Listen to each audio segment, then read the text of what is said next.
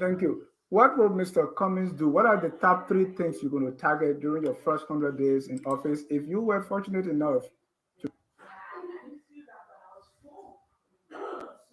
Yeah, that was my fear. Be president of Liberia. Um,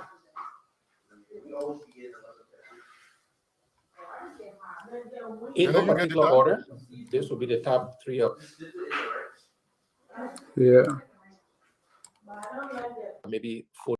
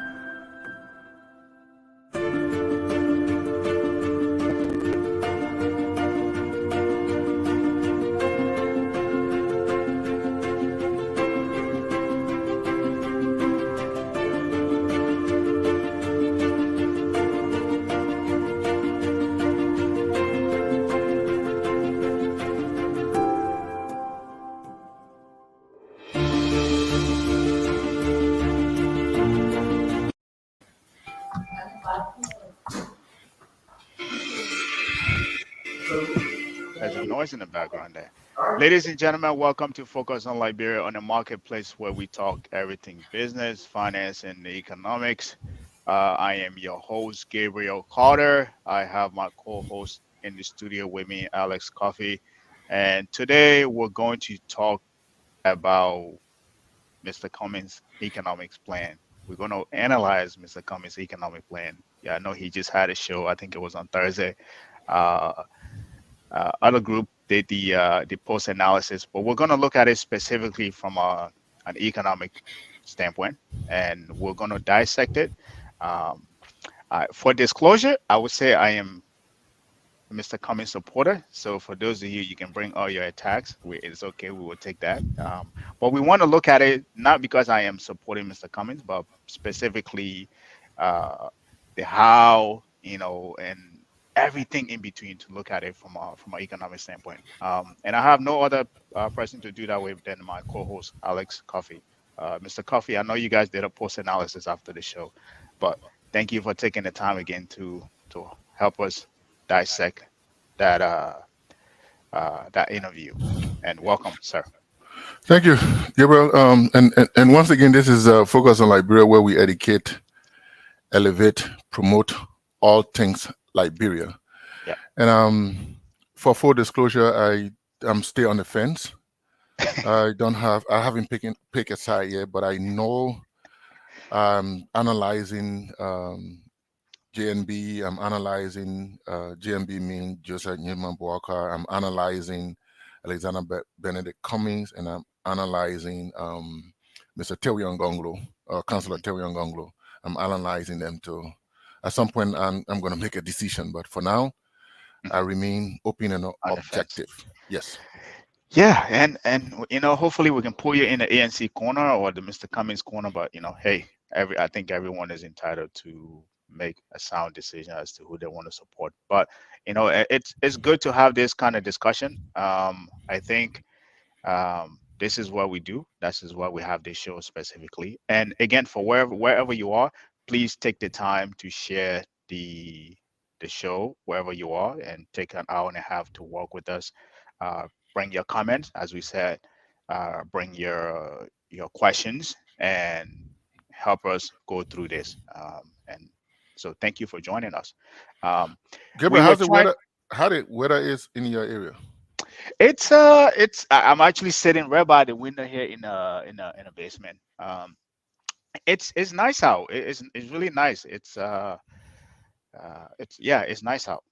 Yeah, it's been nice here on the Dallas side of Texas, but this weekend is a rainy weekend. Yesterday it rained. In fact, my son's football game, high school football game, got canceled. So they're playing today. They got postponed to today. They're playing today. I couldn't go there because of the program. But again, this weekend is a rainy weekend. And one thing I like about the Texas rain, I come to enjoy, is remember those days we were in Liberia, and when the rain falling on the zinc house, and you kind of hear that sound. It's almost like bring you back to Liberia. Yeah, bring me back to the memory in Liberia, and that's the time you want to clinch to your bed. And Friday, my friend, I was not feeling working at all. I just wanted to be in the bed. Look at the guy, man. What's wrong with I just felt Liberia. You know what I'm saying? Yeah. Let me since we're that before we even launch into the show. You know what I learned about Texas, and I wanted to share this with you guys. But since we're here, you just brought that up, it's the fastest growing state in America.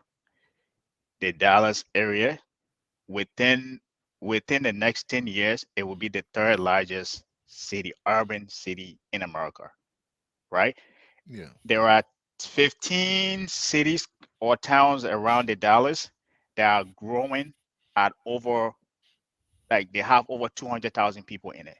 So this is why there's, and I was doing some research for real estate firm, and I found this out. This is why everybody's moving to Texas.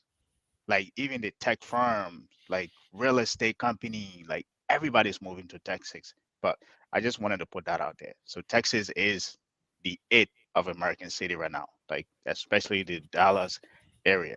So you guys are in a prime position to capitalize on it for jobs and every economic thing you can think about that come with bigger city. Yeah, where I live in Princeton, I live right opposite just into McKinney. McKinney has grown like more than 200,000 people. And then Princeton, the offshoot of, because that's why I moved to Princeton, by the way, because we were trying to be in McKinney, but then the offshoot of people who wanted to be in McKinney coming to Princeton. Princeton has shot from, if you look there, it's the population on the road is still 6,800. That was a rural urban area. But right now, the population we're talking about, the last time I checked, it was about 22,000 people already.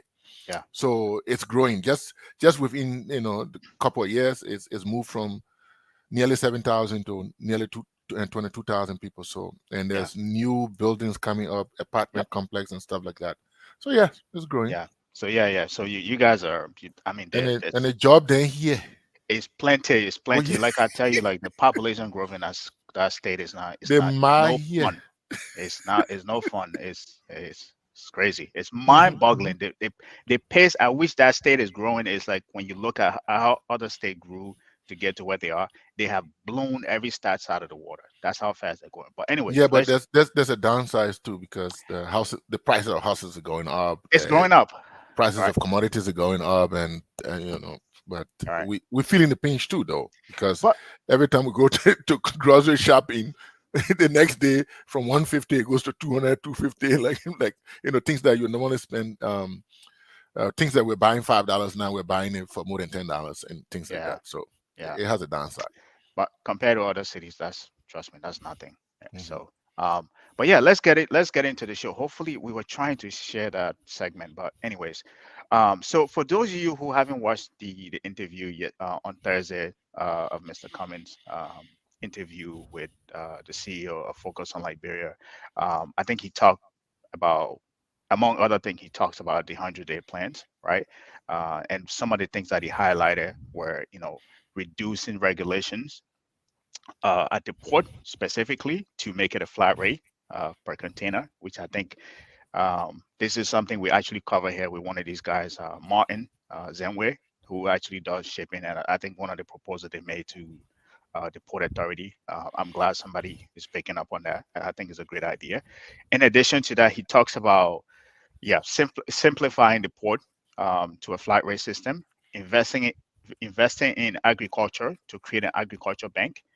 He talks about the Liberian Produce Corporation to be able to purchase produce from the Liberian women, producers. So in case if they produce something, it goes bad. I mean, if you can sell it all, you can sell it to the Liberian Produce Corporation. He talked about training farmers in modern ways of farming, right? He also, one of the things he always talks about is ecotourism, to create an ecotourism agency that was specifically focused on ecotourism. And lastly, which I think was, even though I'm a finance guy, I think one of the things he talks about too that will bring us into that is simplicity, but also creating an e-government, which is, and that's what we want to cover on here. So that's what today's show is going to be about. Mr. Coffee, you did partake in the post interview analysis. What were your initial thought on not just the the economic part, but the entirety of the interview? So let me thank you. Let me first of all make a caveat here. This is today we are discussing um, Mr. Cummings' interview with Focus on Liberia CEO Dennis Ja, for which on Thursday, I mean 2 days ago, for which we Uh-huh. had a post-interview analysis. So on this segment, because we are talking about this is business, finance, and economics. So we are narrowing in on the economic part of it. Perfect. Now, there will be times that we discuss other candidates. So Candidate. as they Yeah. avail themselves to come on Focus on Africa and have those conversations, we understand that Mr. Dennis Ja and Focus on Liberia is trying to get Mr. Wakai on for an interview as well. So if we are successful in bringing Mr. Wakai, in, we will also do an analysis of this. So we are focusing on Mr. Cummings just because we just recently had interview with him. I think there was an interview. I'm not too sure with Terion, but that could be remote now. So maybe we can bring on Terion again to kind of Mhm. drill into his plan so that we can have an analysis that we're having. And these are things that we will continue doing um, um, within the next months towards the elections. So the question that Dennis asks is when it comes to the economy, he asks him in two parts, right? Yeah. He asked Yeah. first for his 100 days, Hmm. and then he discussed some things in his first 100 days. Uh-huh. And then he asked him the second question, which was more on the economy.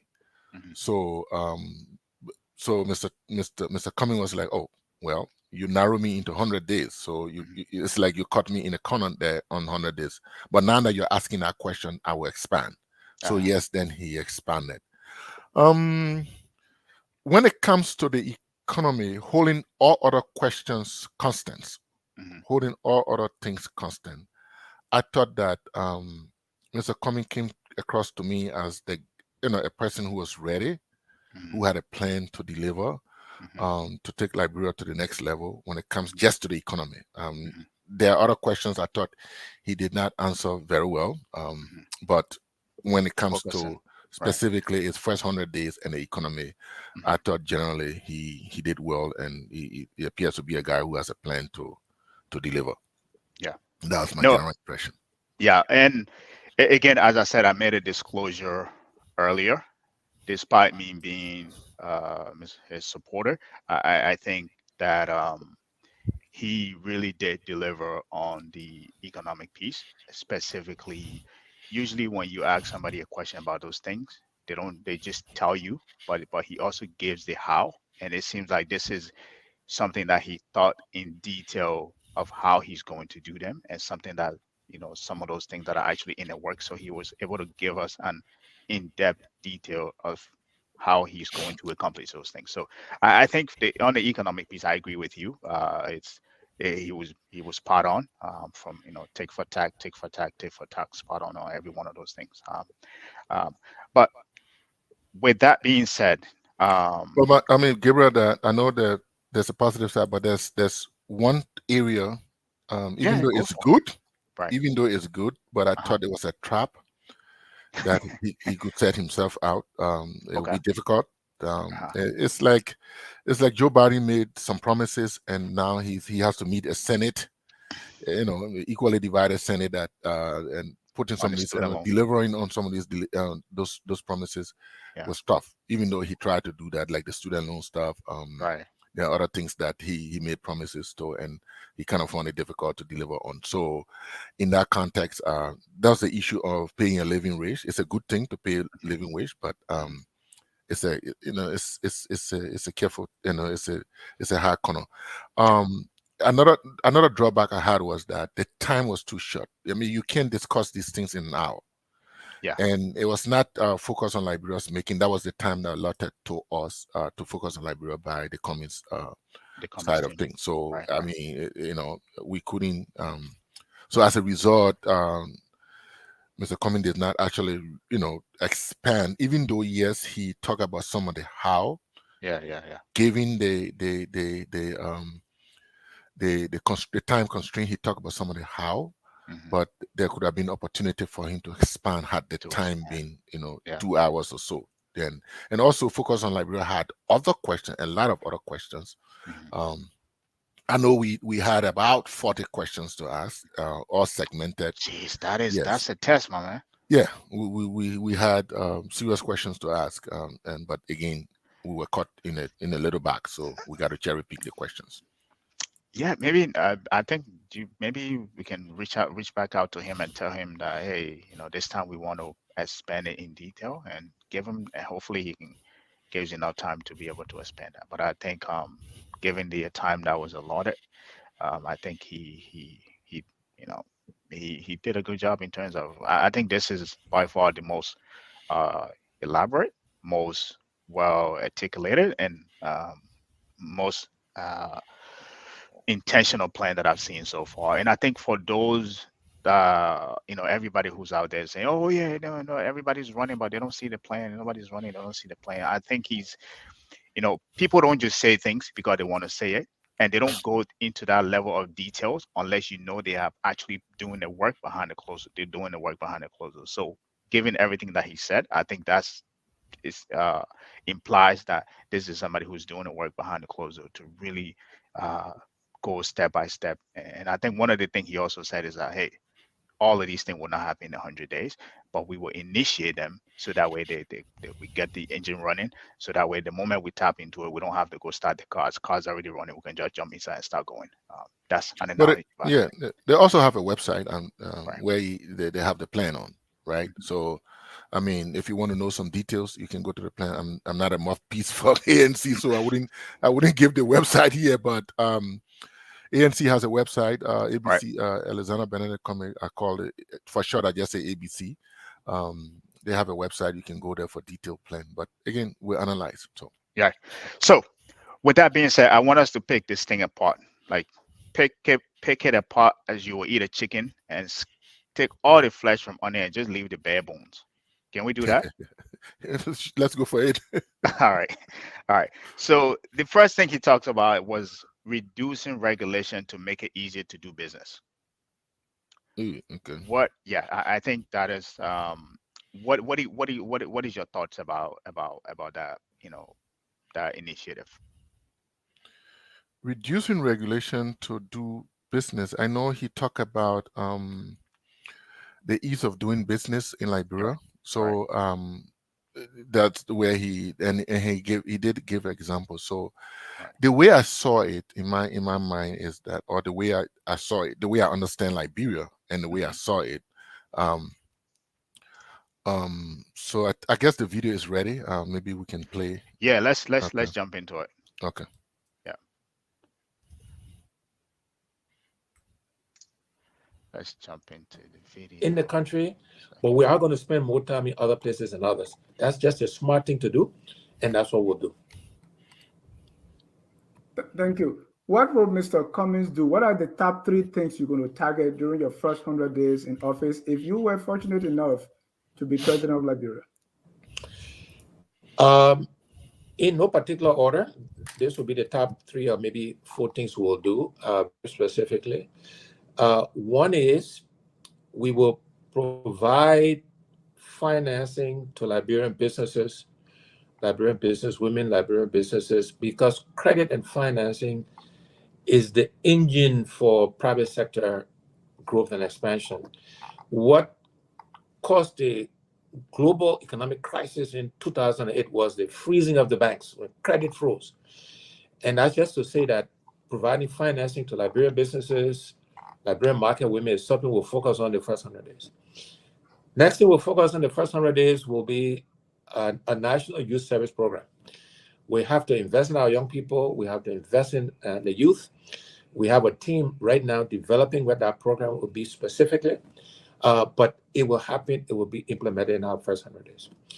We will ask the integrity institutions, Liberia Anti-Corruption Commission, the General Accounting Commission will authorize and will resource them appropriately, man and staff them appropriately to do an audit of what we're inheriting.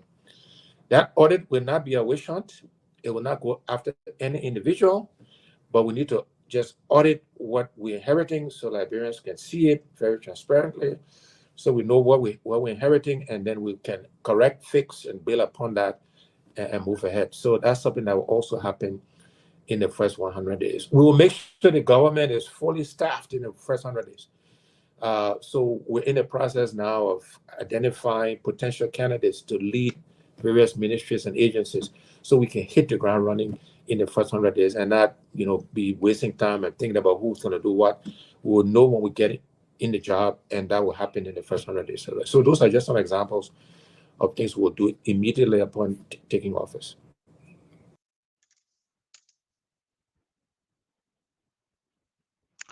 So there you have it. And I think that is, as simple as it was. So I think I may have skipped some stuff. I will admit I may have skipped some stuff. Not I may have. I did miss some stuff in terms of providing financing to Liberian businesses, credit and finances. Uh, so I missed that part of it. I also missed the national youth uh, uh, programs that he talks about to invest in the youth. So those 2 things I missed, and I think he was able to he was able to elaborate on that. So, sir, back to you. Based on what we've seen so far, what you've heard, your take on any of those things in specific. Yeah. So he said in no particular order, but my, what is on my mantra, on my list. Okay, like I said, seek ye first the kingdom of heaven, and all these things shall be added unto you. Right? Preacher. Hallelujah. So the way how far Liberia has come, right? Leadership has been a problem, right? good governance has been a problem, right? So Mhm. on my first list is good governance, right? I got about 3 or 4 things on my list that any leader right now in Liberia, come 2024, should Mhm. kickstart, right? Is good governance, rule of law, Mhm. corruption, Mhm. and then reconciliation is is another part of it. Okay. But so I thought that when Mr. Cummings, his fourth, even though he said 3 things, but he dived into the fourth item, Mhm. which was staffing the government with the Mhm. right caliber of people. Mhm. And he also stated that they have a process ongoing now, Mhm. so that when when they get Elected. into power, right Yeah. away they will have people. Now the reason is, I will flip back a little bit. Go to Ellen Johnson Sirleaf's government from Right. 2006. Uh-huh. When Ellen Johnson Sirleaf got into power, she had, in my estimation, she had a good crop of people, right? She had, top people working in the government. Uh-huh. I mean, I saw leadership Mhm. in the first 4 or 5 years. I saw leadership at work. I saw people working. Because look, let me tell you something. From what I experienced working in Liberia, if you're head of an entity, you are literally doing everybody's job at that time. The country had just come from war. This is the first democratic government after the Civil War. So We they had learn from technical 2003. skills. Yeah, Right. from Right. 2003 we had an interim government. We Right. had a lot of issues, but then we had a democratically elected president. Now Uh-huh. she brought on board some of the top people, some of the top librarians, right? Okay. And I saw leadership. I saw a lot of reforms were going on, and things like that. Okay. Now, come towards the 5th year going forward, then we saw some changes. We saw different people coming in. We saw the issue of cronyism. We saw the issue of nepotism started stepping in, and Mhm. then we saw things started spiraling downwards. Mhm. So it is important for me that you set the right people, and then that program should not stop there. It Right. should be a continuous process, so that if I say, hey, Gabriel, you are appointed as this position, the moment you do not fulfill your part of the bargain, Mhm. there's somebody else on the list. Okay. Because this list should be able to identify 3, 4%, 5%. Like in fact, Like a Mr. Cummings pecking said order. that. He Right. said that they would select. No, he said that in his vice president. Let me draw back. But if I'm in that shoes, I will make sure that for every position there's 2 or 3 or 4 or 5% I agree in with you. line, I agree with right? you. Absolutely. Who can take over at any time. Even your deputy should be Right. able to take over anytime. Right. So I could tell you, my friend, time out. You are not doing your part of the bargain. I've called you several times, and we had a one-to-one talk, one-on-one talk, and you're not meeting a part. So I thought that he was spot on when he talked about um, staffing the government properly. I thought that's the beginning of good governance. Good Mhm. governance means you have to staff, and again in this administration, that's one of the biggest problem we are suffering, because Okay. you have a lot of people who are there who have no track record, who have not Okay. done this thing before.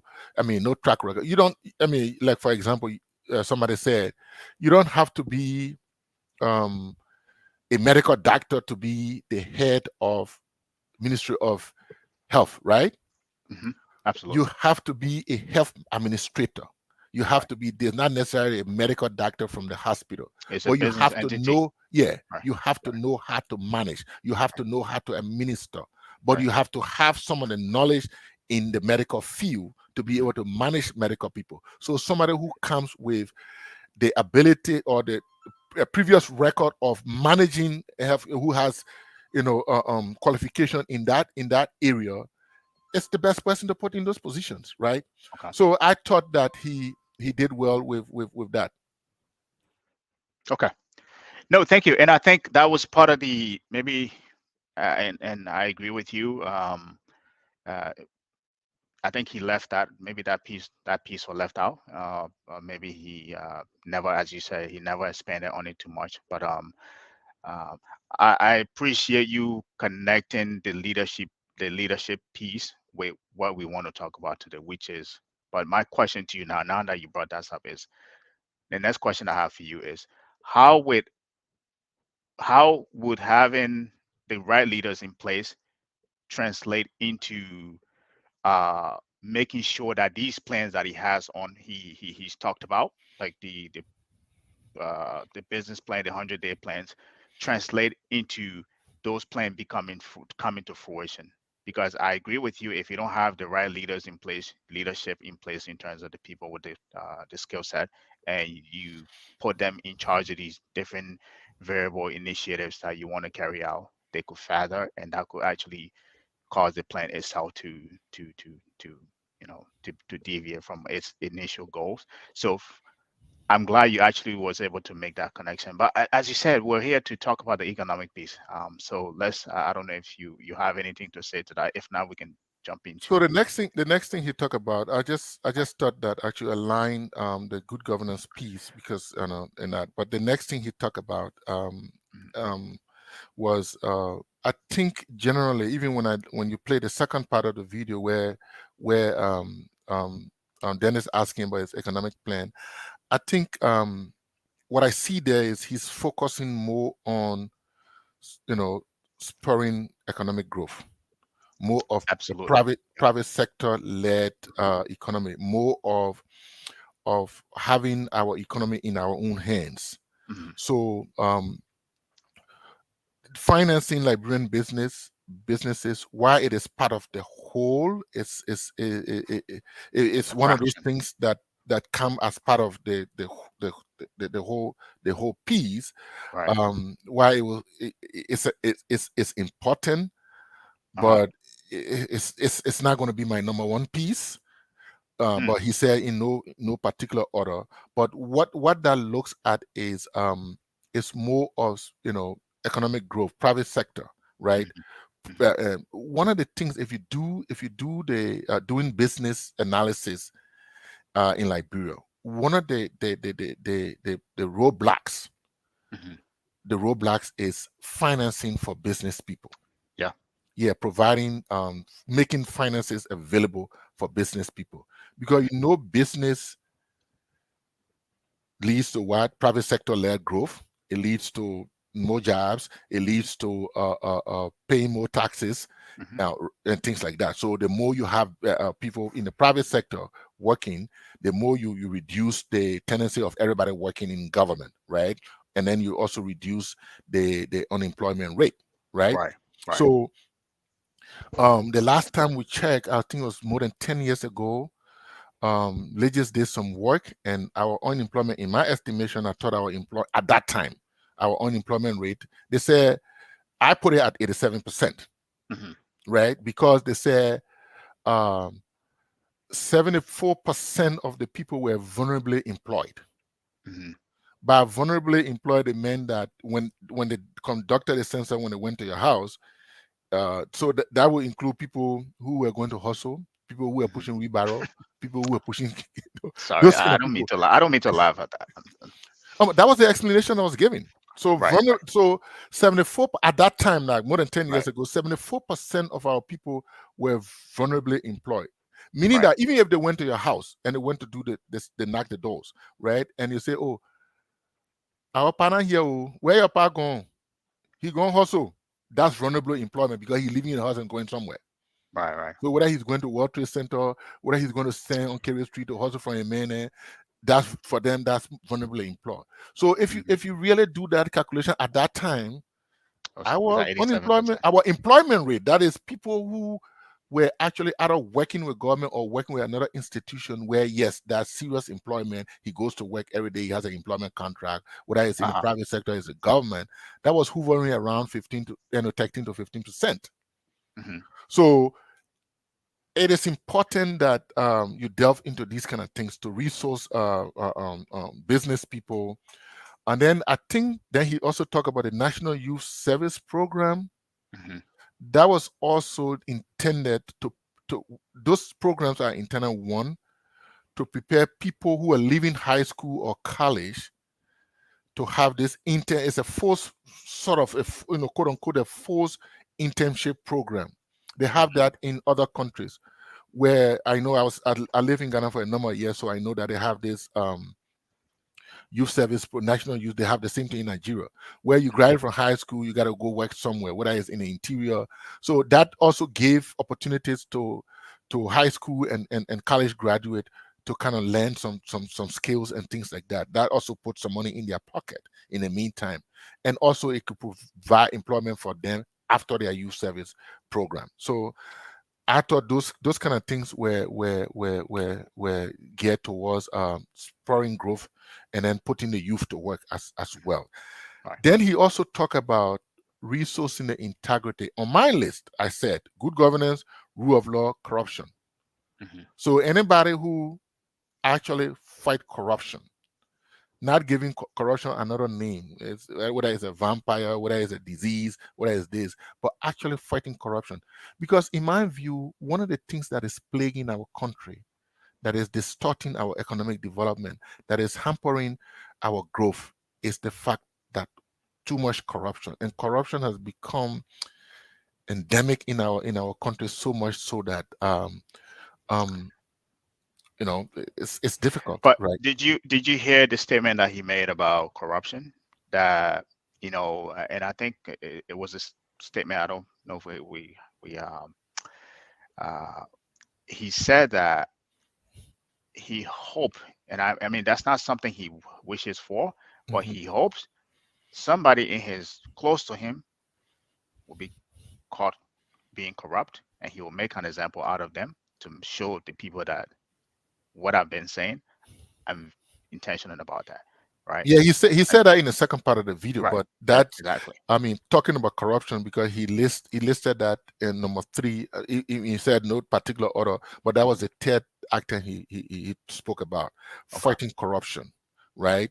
But let me say this: it's not just fighting corruption is not just resourcing, right? It's not just resourcing it's not only resourcing the integrity organizations, LACC, Liberal Anti-Corruption Commission, GAC, General Auditing Commission, Financial Intelligence Unit, now it's Financial Intelligence Agency, the Internal Audit Agency. It's not just resourcing that. But you know what?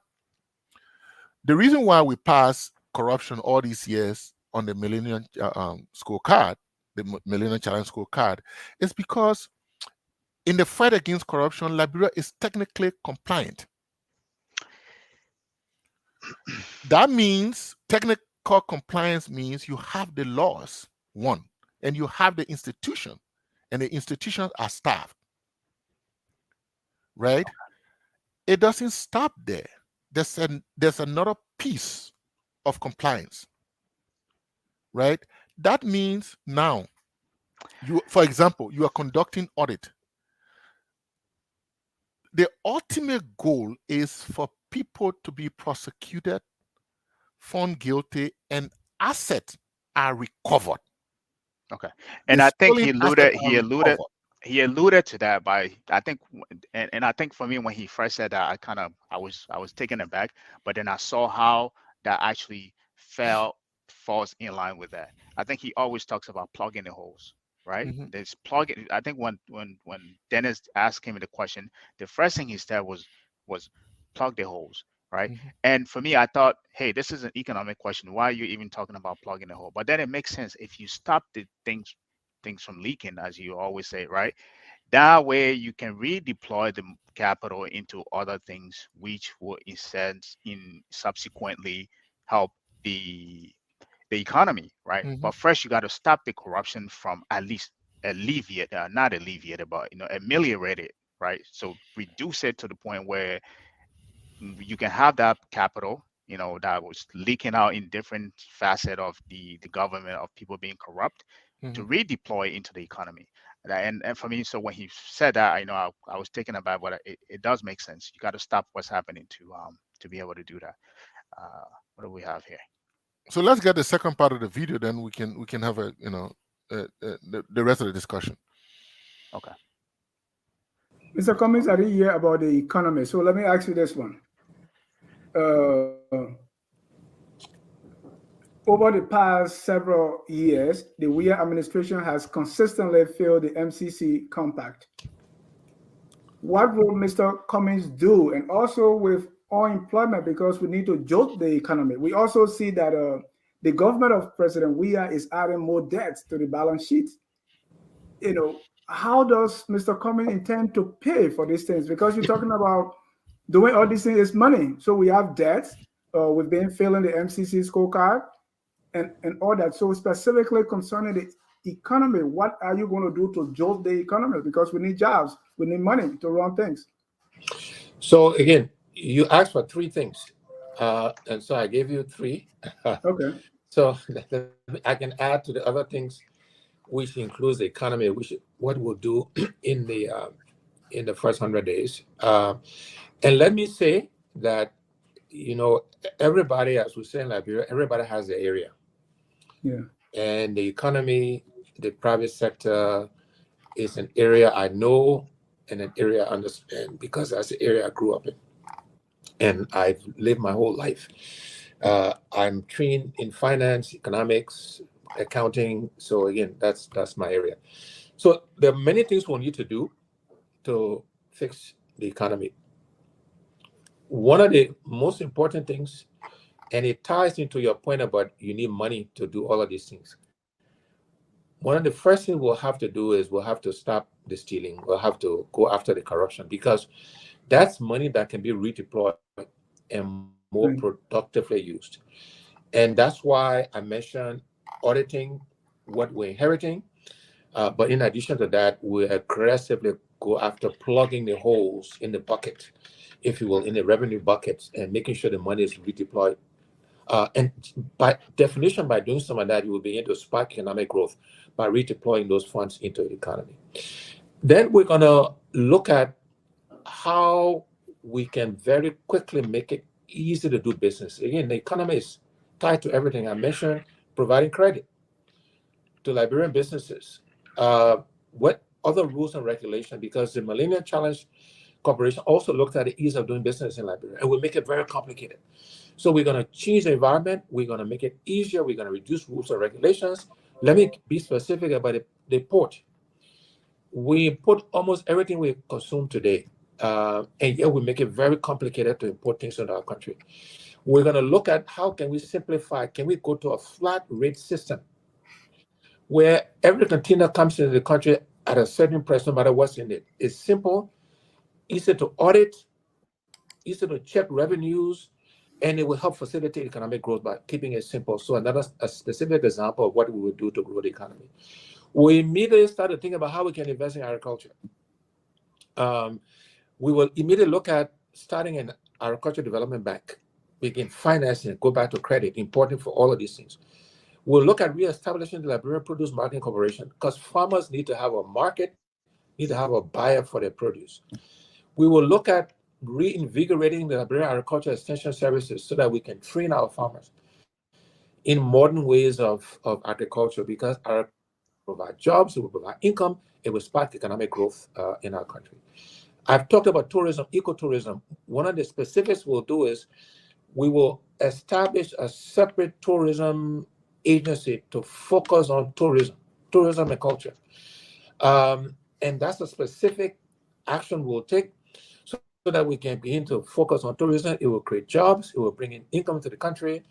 So that's another specific action. These things will not all happen in the first 100 days, but we initiate these actions in the first 100 days so we can see the benefit of that in the first year, 2 years of my administration. So the issue. So, um, I think everything that he said was what we talked about earlier, right? I think he elaborated his plan in detail. So what I want us to do in this part is maybe look at each one of them and how each plan that he talked about will contribute to the economy, will create jobs, and maybe if we want to, hopefully we have the time, and how that will actually how each plan will create jobs, how it will be accomplished and how it will create jobs within the economy. So from an economic standpoint, you and I both know that no country develops without a private functioning market, one, without a good functioning, well-oiled financial system, two, and you and I both know it doesn't work unless you are people having access to capital to fund their dreams, entrepreneur having capital to take on risk and do the things they want to do to create jobs within our country. So on the second part, this is what I want to look at. One each point that he made, and we want to look at it of how they're going to contribute to the economy. First, how they will create jobs, how it will be done, and how it will create jobs. So on that note, I wanted to start with the part that he talks about providing finance to Liberian businesses by creating the um, business and credit finance to Liberian businesses. But Gabriel, that's good. But before you come there, let me highlight something that he said, right? Right. And this is the reason why I want to highlight before I come to the other things. This is very important, especially the country that we're talking about, Liberia, Mhm. right? Mhm. So, and I kind of I kind of share with that because when I work on GMAP, when I was hired to go back to Liberia to work on GMAP, the reason why that resonates with me is because that's the same format that it was designed for, and that's the same format that I used that I became successful, right? Let's At, hear it. at what I was doing with the state-owned enterprises in Liberia. Let's hear it. That is pluck the hole, stop the bleed. Hmm? If you can stop all the bleeds, all the hole where the corruption is coming from, if you can attack all those places, and But it was he key. did mention that though, right? That's Yeah, one that's of the what I'm things he always saying. talks That's about. why Right. I'm saying Right. he spoke very well on that aspect Okay. because corruption has permeated our society so much for a number of years now. Correct. The first thing you have to do, one of the first thing you have to do is stop the bleed, right? And one of the Okay. things I had to do with the state enterprises I work at was block the holes so that the revenue, for example, the airport, right? When it got to the airport was in a negative balance, Mhm. right? I mean, I'm talking about actual cash. I'm not talking about balance sheet. At the month, and accounts was in negative. Employee was barely getting the pay. But when we started plugging the holes, when we started, blocking the places where the corruption was coming from, we started putting the money into the bank.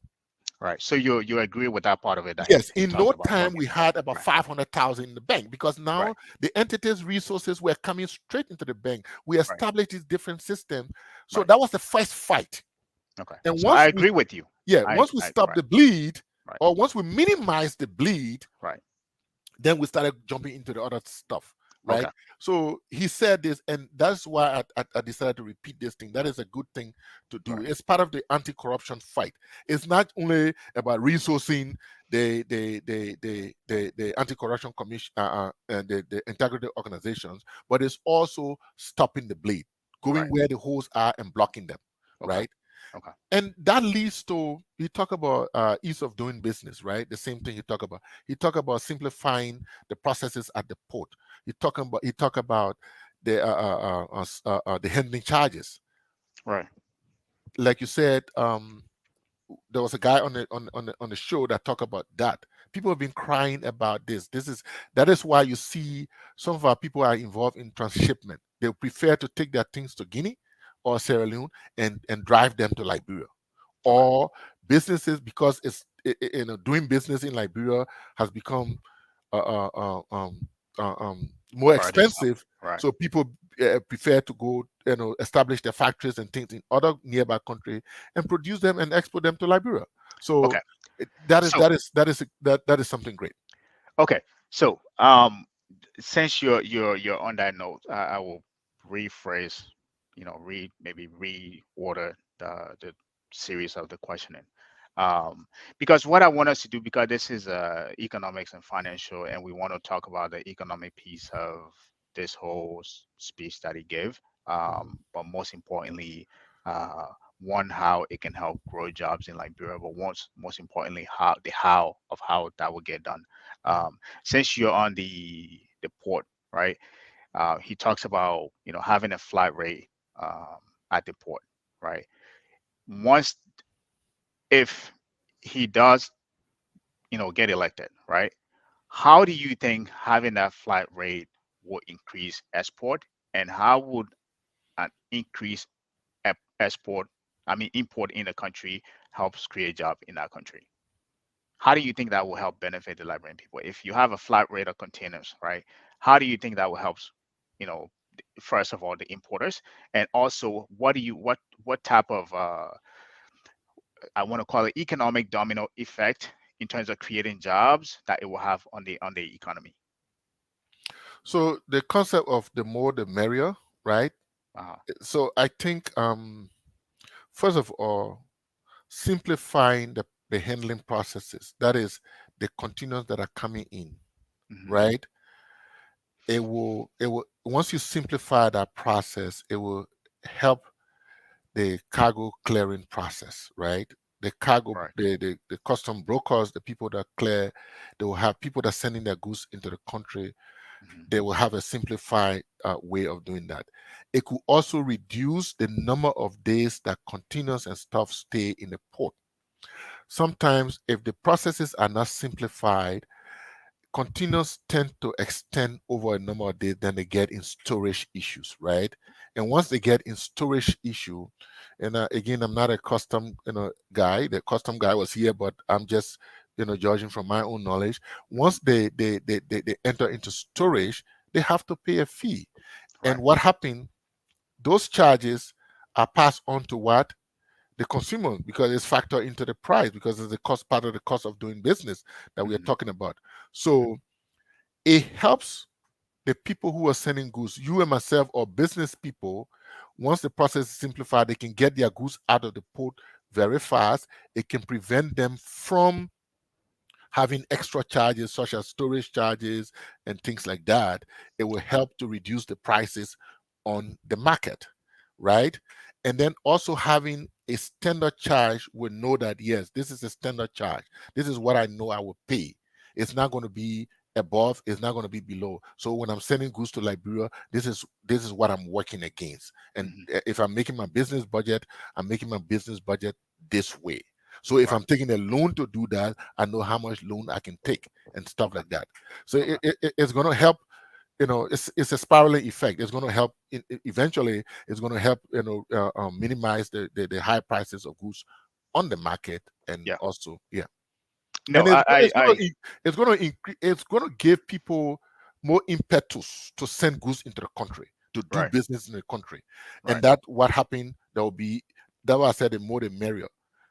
These charges, government will more containers will be coming, more business people will be coming, and Right. hence there will be more charge. I mean, the Freeport will be collecting more money, and Right. more goods will be coming to the market, and it will spare economic growth. It will help to spare economic growth. That's No, what I thought. I agree with that, and I'm Mhm. glad. I don't know. Maybe he talked to the custom people because it's funny that how we had Martin here, and we actually one of the thing he proposed, and I'm glad he actually it is verb word for word what we talked about with Martin. That was actually something that he said to have a flat rate container. I think Martin, when we have Martin on the show, he talks about having tiered. If you are importing this amount of container a year, there should be classes. I think that's what Martin talked about. So that's Mhm. in line with what he himself is trying to propose within his policy. Um, I think that you know without being too long, I think what that would do, I think you alluded to some of that as well. Volumes of container being imported, Mhm. uh, more goods on the market, which will help make the price of goods cheaper. And as you said, if there's a flat rate, you know what you're paying for. So that way there's no extra charges you have to go pass on to consumer. What that will also do, there are a lot of people who want to ship that are being reducing. I think Martin was one of them. He said he's actually used to ship like 3 containers, I think, a month, but he's now to the point how difficult it is. He's going to just do two, right? The, One or the two. Fourth Yeah. of July and Christmas, right? So imagine having a flat rate. People like that will now go back to importing stuff um, and, and on a regular basis, and Four or the five volume, containers, four or right, five containers a right, year. and the volume of that will help, bring more money into the government pocket, and more a lot of people, ship into that country, and we shouldn't be spending too much just to import stuff if we're import dependent country. So that's the reason why I think that is a brilliant idea. I hope they can go in detail in the plan and and So elaborate more on that. all that is part of ease of doing business, right? Right, All right, that element is part of doing, ease of doing business. So right. it also includes, maybe the time was not enough, I believe, but my understanding of ease of doing business also includes the processes of registering business, right? The number Right, of days right, it takes, right.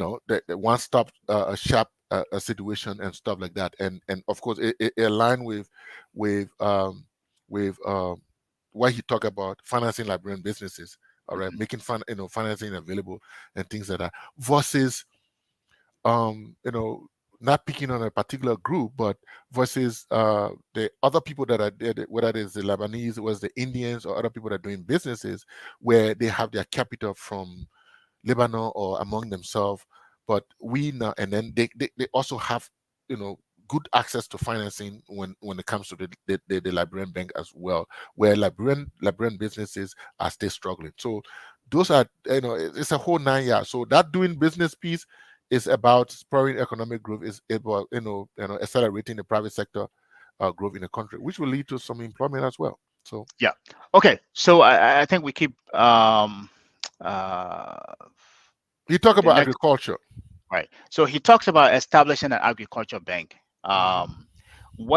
And the essence behind that is to obviously to focus specifically on agriculture. What do you think about that plan? And he also, in addition to that, he also talked about uh, establishing the Liberian Produce Corporation or whatever it is. But what do you think about him establishing an agriculture bank in terms of to specifically target in the people in the agriculture, people finance cooperative in the agriculture uh, industry? I mean, to the best of my understanding, I think establishing the agriculture development bank will be more of to focus on financing agriculture projects, Hmm. because financing agriculture project is tough, right? The risk that is involved in providing finances to agriculture project is high. So the normal banks do not, try to stay away from that, because agriculture based on season, right? When you miss that season, like the way we have in Liberia, rainy season and dry season, right? Even in the procurement process, if you miss that procurement prolonged to the extent that you miss that period where you sort of put the seeds in the ground for that thing to start, it Hmm. can push you to another season. It can push you back by 1 year. And Hmm. so I think the Agriculture Development Bank and stuff like that, we have a clearer understanding of how to deal with, farmers and stuff like that. Um, but I don't know whether it's one of the first things to do, what rather than I kind of share with the agriculture extension service program. Um, that would be more good. But agriculture is such that our ultimate goal is to grow our own food, right? But where do we get the financing from, and how do we um, help to put people? Because the thing is, in agriculture, when in the people who are supposed to, especially the youth, the people who are supposed to work in those agriculture farms and agriculture initiative, they prefer to go do, like in Ghana they say galamsey, that diamond stuff, or to go do something else, because agriculture don't seem to bring immediate returns to their pocket, right? It's a long process. So I wouldn't I don't buy the whole LPNC idea. That is a long time thing, but I So with that, and Mhm. I think I would differ with you on that, because if you merge the two, I was going to say, I don't buy the agricultural bank because we already have LBDI. All you got to do is open a division within LBDI, which is librarian owned, to create an agriculture division within LBDI. You can create a Exactly. mortgage. You can create a mortgage division within LBDI. You can create a construction division within LBDI. You can create a small business division within LBDI because LBDI is the government owned. So you can grow that. You can take over that bank and make it, an engine for what he wants to do instead of creating a separate agriculture bank that focuses on that. But that's besides the point that I wanted to make. The reason But that why point is good because it brings the banker out of you. that's not why we're here, right? The so I think if you put the creation, even though I don't agree with you creating a separate agriculture bank, if you put these two together with creating an agriculture bank, whether it's an agriculture bank or agriculture division within LBDI, and combine it with the librarian produce market, right? The reason why I think it's a good idea because if you're financing agriculture, people are not able to produce, even if they're not able to sell all of those things in the librarian market, that librarian produce corporation is there to be able to purchase those remaining stuff from those people and hoping that when you establish that, they have processing plant there that can produce tomato paste, that can produce packaged food, frozen food, and all of that. So if mom Mary's or mom Martha is on the market selling her stuff, she's not able to sell it, she can sell it to the government. The government can buy it and pretty much do what Firestone is doing, to buy from, rubber from these individual producers and be able to repackage them and sell them. So if you combine the two, I think it's a good idea. But if you just start the agriculture bank and without creating the produce, practically the librarian produce corporation, you you know like you said, it would take time for us to be able to get to be able to feed ourselves. So that's the only disagreement part I have with that whole thing. I don't think we need a separate agriculture bank. Just create a division within LBDI. The bank is big enough to do that and help expand it. But Yeah, that's you're right. I mean, you have a point right there. Instead of creating a whole, it's like why he talk about the tourism. He talk about establishing a tourism agency. agency. I wouldn't go there first because we have the tourism situation at the Ministry Mhm, of Information, right? mhm, They say that's why they call it Ministry of Information, Cultural Affairs, and Tourism. mhm. So initially, I wouldn't go to start establishing. It's like putting something before something, right? Like you said. So you have the LBDI. You can do that within the LBDI in the initial stages and see what Right. the results would be. And once Bravo. once they start getting that result, well, agriculture it has different components. It's the target is about growing our own food, and then I Right. will also buy the idea of those other cash crops where we go into non-traditional export. Can we do those kind of things? Those in Mhm. the medium term, can we start exporting those other different cash crops that we produce? But we have to start with feeding ourselves first. Mhm. We go across the place there to go buy pepper and basic commodities Yeah. from Guinea and other places. Mhm. How do we grow those things? How do Right. we store storage facilities, cold storage, those places to put, those goods, perishable goods and stuff like that. Mhm. But again, those are things to concentrate on. But when he came to the tourism, he talked about establishing a tourism agency. I wouldn't start that because, in my view, tourism is about marketing. It's about Mhm. selling, packaging, Yeah. and Right. marketing. You Right. package the area, you market it, and the people come. And Right. once the people come, I mean, government has the portion to do to create, like I was saying the last time we were talking about, is to create the basic infrastructure.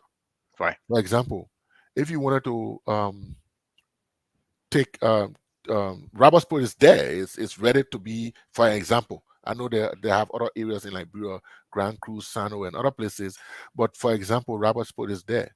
All you Mhm. have to do, government has to do, is make sure that the road from the Bamagida Highway into Robertsport is pliable. And the one road that passes through rubber sport is pliable. That's all you need to do. And then you identify the areas, you package them, and you start to sell them. You start to market them. Mhm. And people will start to come.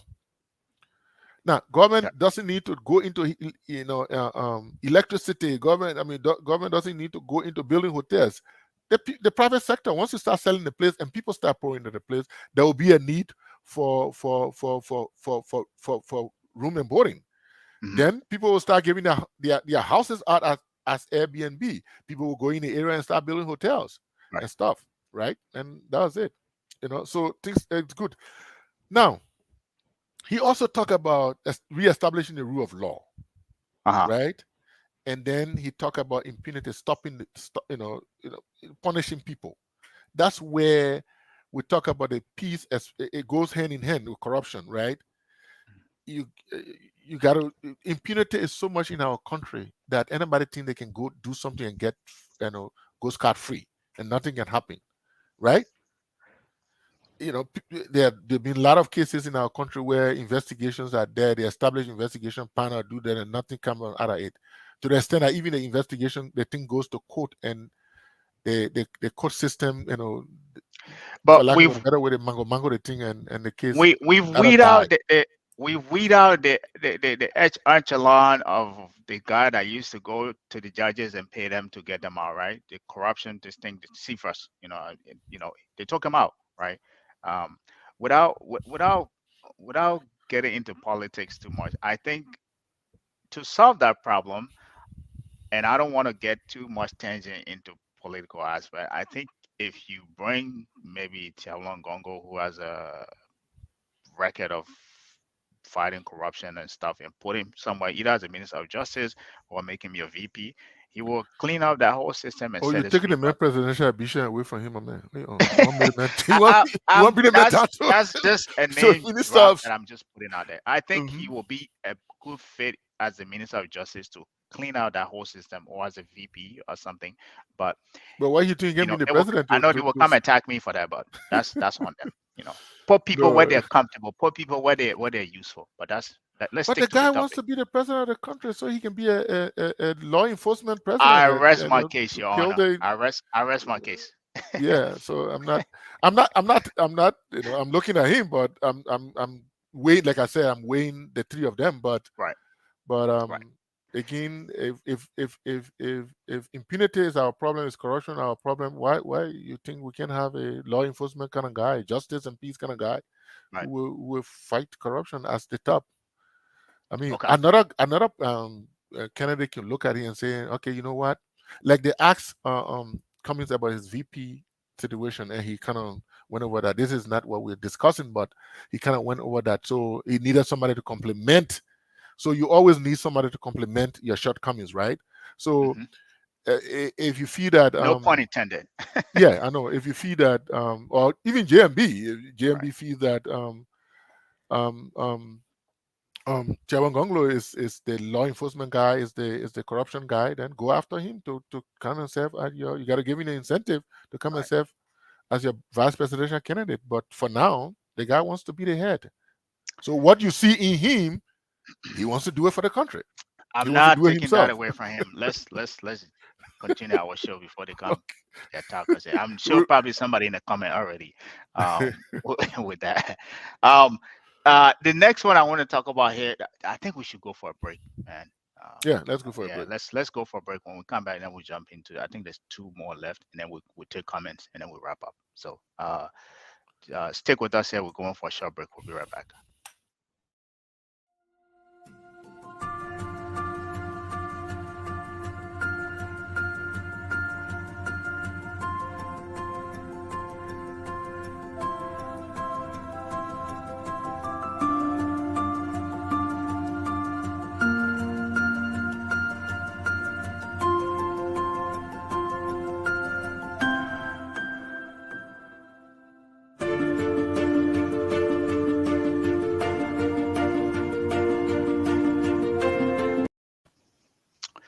So, ladies and gentlemen, welcome again to the Focus on Liberia on the Marketplace. If you're just joining us, we're doing an analysis on Mr. Cummings' economic plan from his interview with the CEO of Focus on Liberia on Thursday.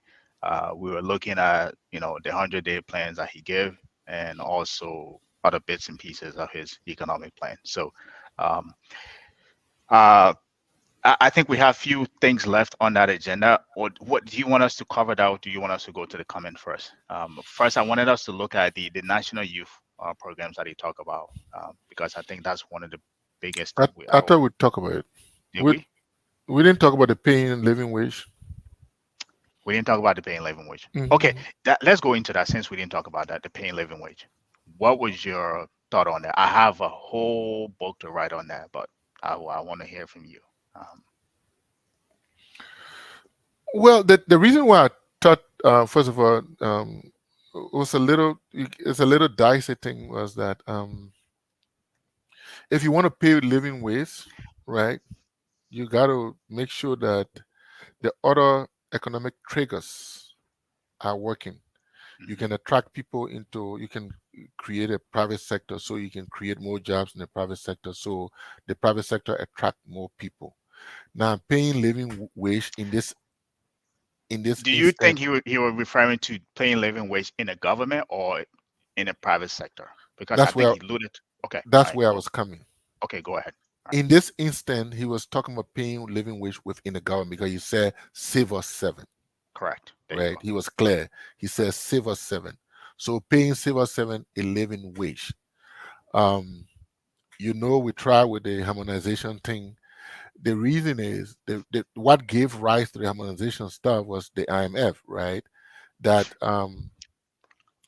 our budget, our national budget, bulk of that, certain time our national budget was a little over 60% into salaries and wages, right? Mhm, Now, when you have that kind of situation, you have 40% of less for other things, right? mhm, mhm, Meaning, other things meaning there's goods and services, the pen and paper, the travel, the different aspects that make all these other institutions do their work besides salaries come to play.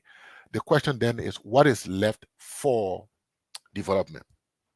mhm, So if all our budget is going to salary and all is going to the rest is going to goods and services, and then we have some of the PSI, something we have which is more of short-term projects here and there, building the executive mansion, doing this, doing this. But we talk about development project, meaning road development, infrastructure development, and things like that. mhm. What is left? So the IMF said, no, you gotta make a cap. Your budget for salaries can is your budget at that time. Our budget was what 600 million, a little bit over 600 million. So you can have more than 300 million. You got to keep it at 290 million because when Ellen left, it was around 293 million thereabout, and then when we came to power, it went up to 330 thereabout. So where did the extra come from? So the IMF was like, no, you got to bring it back. Hence, giving rise to the harmonization, right? So the harmonization basically was like, the whole, because there's no money there, the extra money coming in to fund that. So Right, it's like you now got to quote unquote, for lack of a better description, you now got to rob Peter to pay Paul kind of situation. right. So in order to bring it down to back to 290 million, hence the harmonization. But what I understand, if you then now want to pay people a living wage, what is a living wage? What Well, then you got to set minimum wage. And minimum wage mean against what backdrop? What is are you raising extra money into the budget? so and this is when he said that. I think this was. I had two thoughts on that. Mhm. Uh, One, I thought about, first from the government perspective and Yeah. also from the private sector perspective. But I think his argument was on the government perspective from a governmental standpoint, right? Um, I I agree with him that you need to pay people living wage, and the reason being is because I do not the, disagree. I do not right, disagree. the structure of our pay. I mean, that's a whole another show we can talk about. The structure of how we pay our government civil servant in our country is out of order, out of whack, for lack of better words, right? And when every time you hear people, you hear the government say they're doing wage harmonization or budget, you would think that they would make the cut at the top to pay the people at the bottom, to pay the policeman that is standing in the street every day directing traffic more, so that way it stops him from taking money from people. That person is not making a living wage. That's the reason why he continued to take money from people and taking all kinds of bribes, right? So every time I hear wage harmonization, I think at least I think the way it's supposed to be done is cut at the top. The people at the top of the government already making too much money. Make the cut there, pay the people at the bottom, like the civil servant, the people that are in your the lower spectrum or totem pole of the government, so that way those people don't have to take bribes for you to go do things for them, right? That's what I agree, and this is why I agree with him to do that. If you harmonize, you pay those people living wage, you won't have to deal. It may would not nothing can eliminate corruption, but it will ameliorate it to the point where it will, kind of ease the level of corruption we have in the country. So that's part of it. I agree with them. However, you know, I agree with you as well that if you say you're going to pay people living wage, which data point are you going on to say this is a living wage for this person in there? But the idea is a good thought, and I agree with it. Now, on the private sector side, there's two fronts to that. For a country that is just coming, we're not just coming out of war. We've been almost 20 years now, right? For a country that's still in developmental stage, like we can't even tie our own boots here as a country, right? You have I would agree if we were developing and you say I need to set minimum wage. If you set minimum wage, it's kind of hinder. This is exactly the same thing that's happening here with the Republican and Democrat. The Democrat want to increase minimum wage. The Republicans say no, that is will be counterintuitive to the business people because that will increase costs, right? Now, I think the best thing to do from a private sector standpoint, forget setting minimum wage for now. Make sure you can create businesses in our country, a lot of businesses in our country that are paying people, that are creating a lot of jobs in the private sector, where if somebody leave the government, they don't have to say I have to wait around to go work back in the government. They should be able to be absorbed within the private sector. Now, once that is happening, now you can create a living wage. You can create a minimum wage within the private sector to say this is what's supposed to be the minimum wage, right? That way, businesses are already, they're already creating jobs. They don't have to, say, hey, there's a living, there's a minimum wage. If I create a company here, that's an additional high cost I have to deal with. Allow the private sector jobs market to take over, then you can introduce the minimum wage within the private sector. But as far as from the government standpoint, I think doing that should be done. The cutting should be done at the top, and the rest of it should be deployed back to the civil servant within the government, like the people at the lower end of the within the government. So that's my take on that. And but I think overall, I think it's a good idea. Yeah. Yes, good, great. So the it's a good idea. It's a good point, but like I said, it's something that needs to be studied, uh, because during Madam Salif's time, some attempts were made as well, right? What you said, to reduce the salaries at the top. Hmm. Mhm. And during Weir's time now, the harmonization process, why it is true that I'm not all for it, I don't think it was a successful process. It was a good process, but the way it was done and at second level, I didn't agree with that. But there were some good elements in that. Okay, so yes, the salaries of government top government officials, especially appointees, assistant, direct, it was cut down, right? But was that passed down to the civil servants? You know, Now, that's the question, this is right? where it was passed down. This is where the problem for me was down there, right? What at the bottom of the echelon intended to do, for example, was to say, okay, there were disparities in salaries. John Brown is an analyst in one institution making $1,000. Mm-hmm. Peter, not the individual but the position. Okay, Mm-hmm. so let me remove the name. One analyst in ministry X is making 1,000. One analyst in ministry B is making $250. How do Mm-hmm. we? And there were issues that went into that because people favor somebody, this person, so they get in. So there were disparities in salary. So they have to. That's hence the word harmonize, so that the sweeper in ministry, all the ministries are making The what? same The amount. same amount of money. The Right. analysts in all the ministries are making the same amount of money and stuff like that. So there were categories that were created. Mm-hmm. Okay. So, but you are working against an envelope that puts you in a tight corner.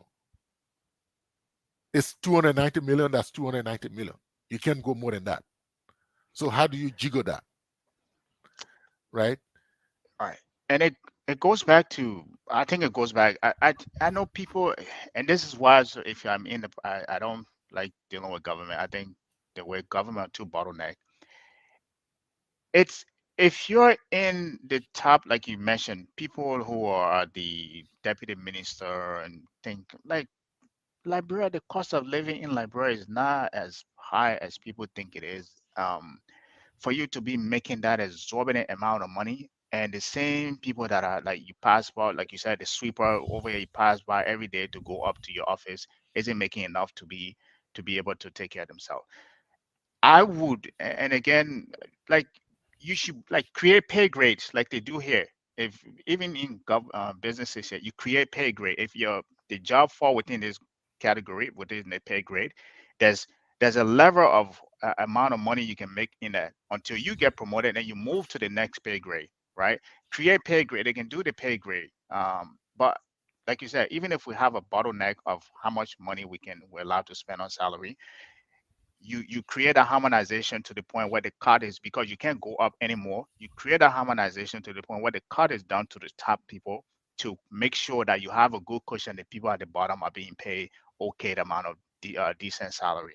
And if you do that, like it will solve a fraction of the corruption that happened. People don't make enough money to go home. Like to No, somebody in Gabriel, government making $200 a month. Like what are you gonna do with $200 a month? Like Gabriel, that was done in the harmonization. I mean, to be fair with the harmonization process, while it's true that I did not agree with all of that, but to be fair with the harmonization process, that was done. Pay grades, titles, and everything were established. Head of entities, some people lost of their salary, lost 30 up to 50% of their salary. that's what I'm saying. Bring it down to the people who are Yeah, at. but you can say a minister and a sweeper will make the same money. No, I'm not saying that. I said So pay them decent amount, right? You yes, can't. so the decency of the amount, right? So pay grades were established. So that means assistant minister would make, or assistant minister would make around 3,000 and change, or 2,000. In fact, I think I don't remember the figure, but I think it's 2,000 and something. Or deputy in that title. So whether, even though you're not minister, but your position is equivalent to an assistant minister position in different entity, in a commission or something like that, as deputy minister. So I think that the ministers is making, I wouldn't, let me not put it, but it was significantly reduced and harmonized. So all Right. ministers are making this amount, okay? All deputies are making this amount, and then they came down further. But one of the biggest problem with the harmonization was the fact that when this government came to power, they had added, I don't remember the number, but they had added a number of people onto the Yeah. payrolls in the On the different payroll. agencies, Right. right? So that was one of the handicap of the process, Okay. right? That is why I'm Now that makes saying sense. Right. that, yeah. So when you add this, maybe you add four, this. Again, I don't want to put figures that I can support here, but Yeah. for Yeah. Yeah. example, you come to Right. power and you add 40,000 people to the payroll. That's money, right? That you have to pay them. Okay, And you have to get because that from somewhere. the Right. government said they were going to create, I think, a number of thousands of, I think, 100,000 or so. Again, I'm not sure of the figure, but it's going to create this number just so. And then you have seditious, other people who were pouncing on the government. So they had to put these people to work. And in the And that's why, process, like, without us dwelling on that and then putting the people to work, creating that jobs they want to create. You don't have to create, and that's the problem without, like, the government is too bloated. If you come into power, you say you want to create jobs, it does not have to be within the government sector. Create private sector jobs to put in. If you want to put all your people within key companies here, that are, private sector to do that. yeah, Don't but go Gabriel, in build order the to do government and that, you increase have to costs. grow the private sector. And that's why I thought that I kind of resonate with Mr. Cummings' plans here Right, right, about growing the private sector, right. because that would now give rise to, and it can be the salary business. You can achieve that in a it's a medium term situation when you No, now it can't put be the done in private the medium sector. term. It's over time. Right.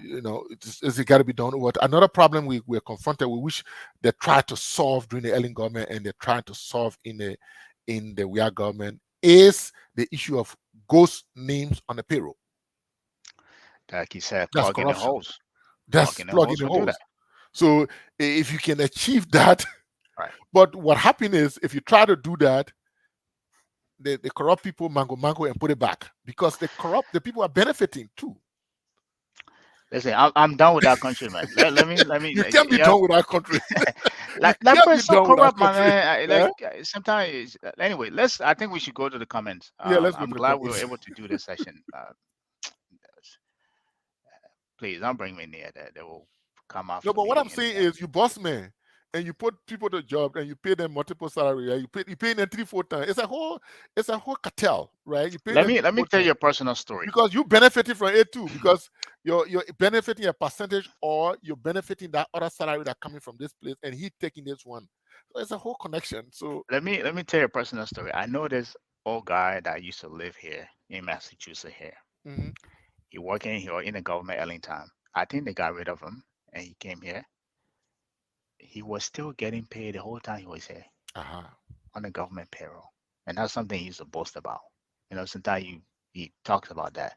And for the every time, sometimes to this point, that story sticks to me. Like you and I'm wondering, like, this is somebody who left long time ago.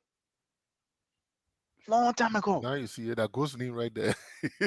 But Yeah. somebody And in the system somebody protecting is that and keeping exactly that name. right, So right. for each time they do the whole process and they identify the Anyways, names, when they bring it on the implementation side, then the corrupt people come in because they got interest in that. this is why I don't Sometimes they like. I'm not. recycle. Hey, my friend, sometimes they recycle it.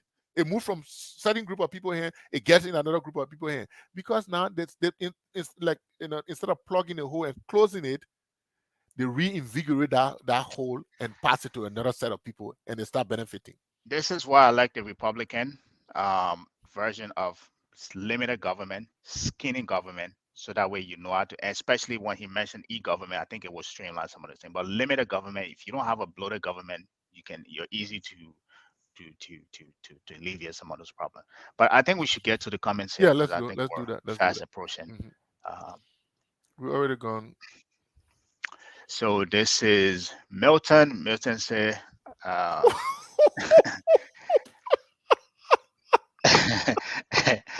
So Alex, I'm waiting for my portion, please. Oh, I will tell you oh my my God. cash app.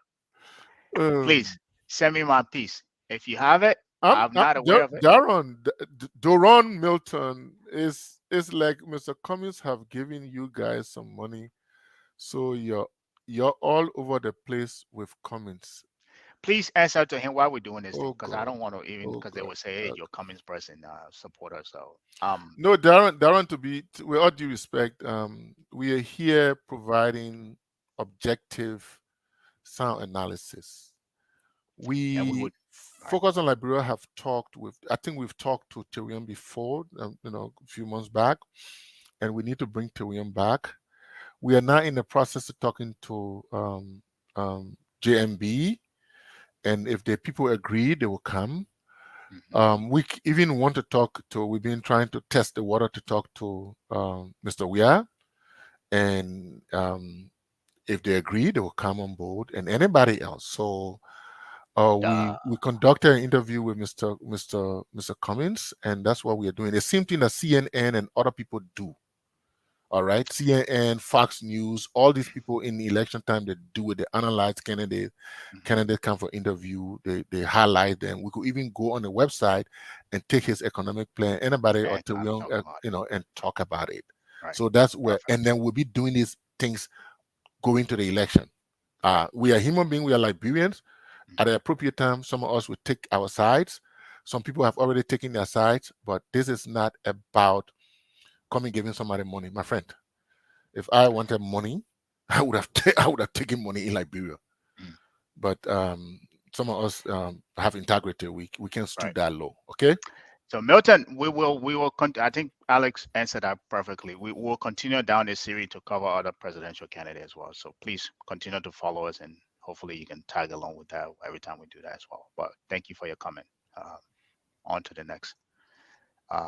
River says pro. He said, "I'm here with my ammunition." Ammunitions. Okay. Yeah, and Calvin Cole again. Is this part two? I think she probably referring to the post analysis in this piece. Yeah, the post analysis. This is focused on Liberia marketplace. We're concentrating on only the economic part. So that's why we didn't talk about the other pieces of the interview, which was analyzed in that, because and that's part two, and that's the last of that particular interview. We'll not carry on as if to say we are trumpet we are keep blowing Mr. Cummings trumpet here. No. Yeah, thank you, Calvin. Hopefully you're still watching. River said pro. He said, how realistic are Cummings' economic plans? Please elaborate. Hopefully you stuck with us. Riverside Pro, we don't know the details and the realisticness, if that's the word. About Cummings' economic plan being realistic. We can't elaborate that much. Our analysis is based on what we heard from him. Bravo. And how we understand Liberia to be, and what in our own view we think that is needed. That's the basis of our analysis. But we can't. It's only Cummings people who can say that. But not on this show. Even Mr. Gabriel here will not try to do that on this show. Yep. So because he's not representing Cummings on the show, he's representing Focus on Liberia. Thank you. Well said. Man, this guy's busy. Thank you. He said, "I know my sister." I don't know. I think he's referring to that Telvin. Yeah. Maybe these are guys that are on the fence too. So, man, this guy's busy. Cummings bought all this. Jesus Christ, man! Come on, people. Like Riverside Pro. That's Riverside Pro. Let's move on. Cummings bought all the media platform. I think we ain't got nowhere to go again. Che. I think you answered his comment is similar to the other guy that asked that question, and I think you did a job answering that. I mean, Focus on Liberia was tried to get Mr. Cummings long time ago. It's been and finally they agree, and they put us in this box of 1 hour, and that's what we're analyzing. If we have Tewion, we'll analyze Tewion. If we have GMB, we'll analyze GMB. Or even if we don't have them, if they have their website out there and they have their plans out there, or they give speech anywhere, we come and play that speech here and we analyze that speech. So it's not just about Cummings. Cummings did not buy Focus on Liberia. Nope. Thank you. We're too expensive to be bought. Put it that way. Yeah. Talvin again. Raining again today in Texas. I think she responding to your comment. Yeah, it's raining. So I guess she's in Texas. Yeah, it rained yesterday. It's raining today again. He said, River says pro, yeah, man. These two people are just, Lord Jesus Christ, have mercy. Talvin. This is a partner. This is a partnership. This is a partnership. Maybe give your number to River says pro. Y'all can talk about those things. Tell me, go ahead and okay. Flomo. He said, Gabriel, your right to support Mr. Cummings is just not to be biased here. Speak the fact. Thank you. My man, if you're, my Omar said, if you're close by, I'm coming to carry you on my back. Thank you. They want your favor now. Mm-hmm. Hopefully, I think I read that. Man, Telvin, busy. Telvin, thank you for following. Hopefully, you're still watching us up to now, especially Austin. Huge tech Telvico. hub. Yeah, I think she was referring to that. It is. And our favorite, I think this guy is Emmanuel is our favorite Jamal follower. Jackson, yeah. Yeah, he's watching from home in Boston. And River says Pro is I will be Telvin. Telvin Oh, they are called neighbor. neighbors. He said you'll be Telvin neighbor pretty soon. I Oh, told you. you will be Telvin neighbor pretty soon. Okay. Yeah. Job plenty, land plenty. Yeah, they land over there. I mean, one of our asset classes is land, and I mean real estate, and we're poof.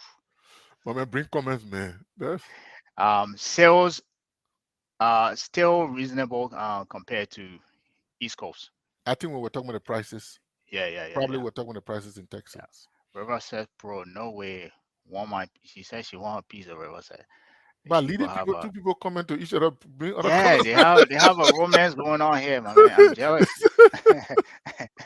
He said too much school shooting. Mama, but leaders, Too much school shooting. When we talk about those things, I didn't want to give the downside to it, but you guys will figure it out. Do your research, you'll figure out the yeah, but downside to all that's of that. something. But Yeah, he was it's talking. We're talking about. right. You started this talk, and I Yeah, added onto it. So yeah, he was talking about the guns and even that's a different topic, and the yeah. abortion stuff and other thing. That's a It's different on the topic. west side specifically, Riverside Sport. It happened. That thing you talk about happened on the west side of Dallas, and people from Dallas in that place they can keep me honest if I'm wrong. But from my research, that's Yeah, where it's something most of that, it is. even the Yeah. legislative people are fighting here. Yep. It's something that's on a ballot, guns and the rights of a woman and stuff like that, reproductive right and stuff like Yeah. that. Those things are on the ballot. I mean, ballot things that people are voting on that basis. Mhm. All right, man. This guy, the blonde Telvin Cole. But man, You where you come been? in, you come and get They're two noisy, people neighbor. romantic. They're two I people. say, Riverside Pro, it's okay. No unique, Not not unique to unique to Texas. Texas. Guns Guns everywhere. everywhere. Yeah. Uh, man, these two people. I hear Texas, they don't pay taxes. Yep, they don't pay state Yeah, they don't taxes. pay employees tax. They don't Yep, deduct employees taxes on the federal. makes sense. Appropriate disclaimer. Yeah, I had to give a disclaimer on Tavin. I mean, um, so River says Cummings is the only candidate who got post-interview section. Jeez, is that true? We been covering? I don't want to be biased here, but have we been covering other candidates post-interview? Or maybe this is I just. think um I hate to agree with this guy, Dennis but I think he might be right. I think Dennis alluded to having a conversation with Terion, You're right. but at that time we had not Didn't have. Thank you. we had not entered this process, Yeah, right?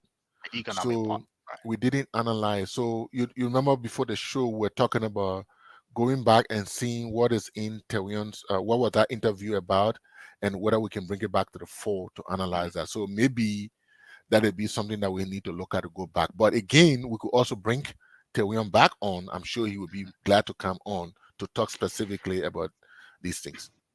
You know what? You know what would be nice to get those candidates to come on focus on the marketplace to talk specifically just about their economic plans.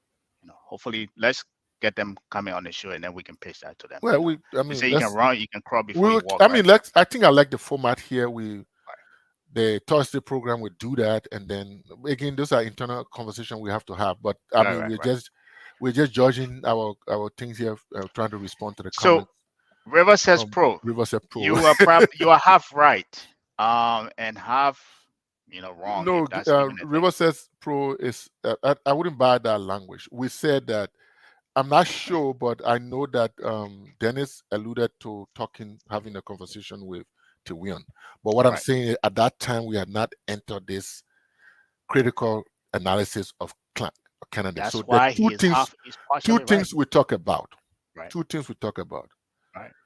we'll be glad to bring Terion back on. We're still having conversation with JMV people, and we're trying to reach out to Josh Weir people. Mhm. So there in that light, there are two We things will we do a can do with post. Terion. We can bring Right. him, or we can do a post review of, but we have to look at our tape and see why he spoke to. But I'm sure Terion will be glad to come back. I'm sure he will. Yeah. And so that is why I So say he's that is possibly something perfect. we do behind the scenes. So to internal stuff we deal with. Okay. But So thank you, Riverside Pro. thank you. All right. Ah, man, these two But people, let go, man. man. Let's move forward. He said, "Let them go." You tired with that? No, I'm tired with them, but He said, "He said big tech going to Texas because a large military base. That I think they're going there.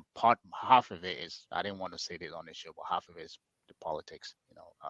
The Democratic states are kind of the strength that policies are strangulating business. So most businesses are moving to red state. Republican Believe it or states, not, red you can go states. do your research if you don't believe me. Um, yeah. Whereas for say alien economic plan where were top notch, and the rest is history. Yeah, yeah. I mean, he has a point. Mm, Riverside have a point yep, there. I agree with him too. I think I always say that. Yeah. Okay. All right, man. This guy, man. Thank you, my man. I hope you can join us every Saturday. Please elaborate on those plans. Some of us didn't watch the interview. Yeah, I think we did Uh, that already. I we think. did. Thank you.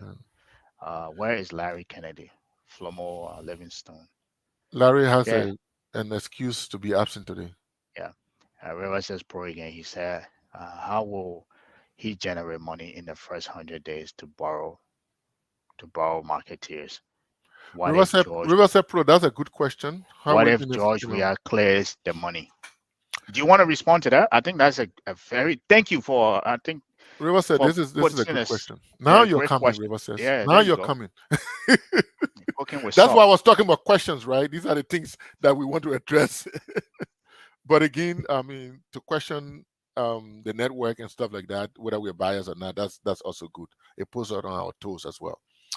But yes, that's a great question. Where will he generate? Then that's the same question we're asking to finance, because in the when they ask him the question about the first 100 days, that's not I mean the three. I mean not the 100 days. The three top things he would do was so in your first 100 days, that's how many that's 2 weeks, 2 months, 3 months, 3.5 months, right? Yeah, three Yeah, months that's is 90 days, is three yeah, months, 90 10 days, days. 3 months, Right, 10 days thereabout. right, Okay, so 3 months, 1 week. So in right. 3 months, 1 week, you will start financing Liberian businesses, especially business women. So, Mr.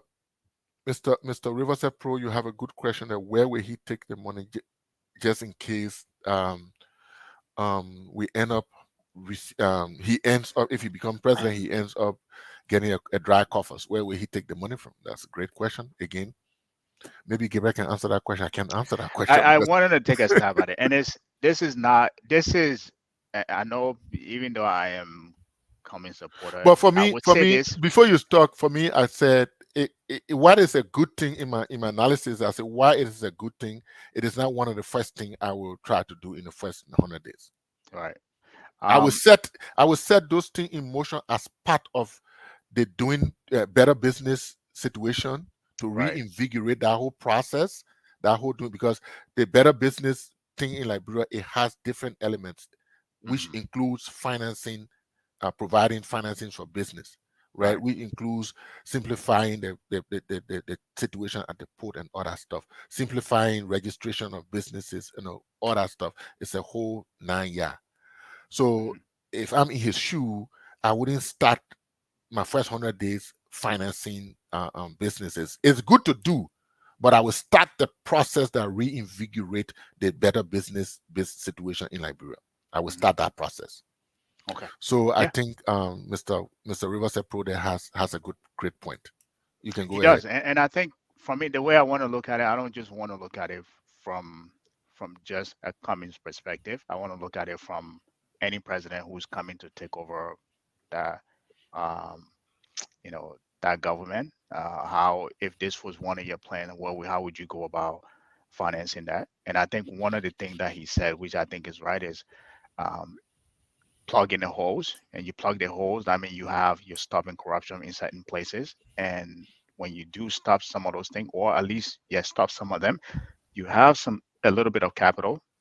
That's the first thing you can do. Plug the holes, and then you have a little bit of capital, and that capital can be redeployed into investing into uh, small businesses or market women. I think that's one of the thing there. And again, if he comes in and he said he will audit the previous government to make sure that if I come in, I want to let the citizen know that this is what we're inheriting. To let the government know that, the citizen know that this is what we're inheriting.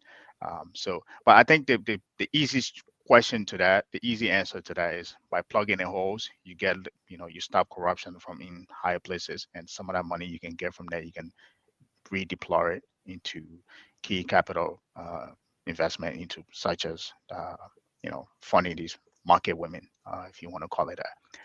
So great question, by the way. Now you're cooking with salt. Before the food wasn't tasting good, you know. So here we go. So Douglas, right? He said credit and financing by government never work in Liberia. Um, Working with the private sector to implement it may work. I don't, and I think I agree with him on this. I don't think that has ever worked in Liberia.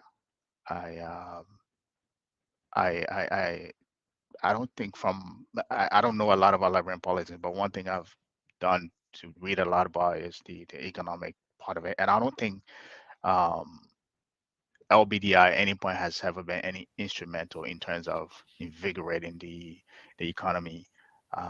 So, and I won't advise, and this is could be a ideology thing. I agree with him. I don't think I would want government doing financing for those kind of thing. You can create, like I said, the LBDI, which is an arm of it, but it's not fully. Or like they do here, you have the SBA that provide the capital, and you just guarantee with the bank's underwriting, you just guarantee you take half of the risk, the bank take half of the risk, and you just guarantee them, say, if you find a key thing, we will take half of the risk, we'll take half of the risk.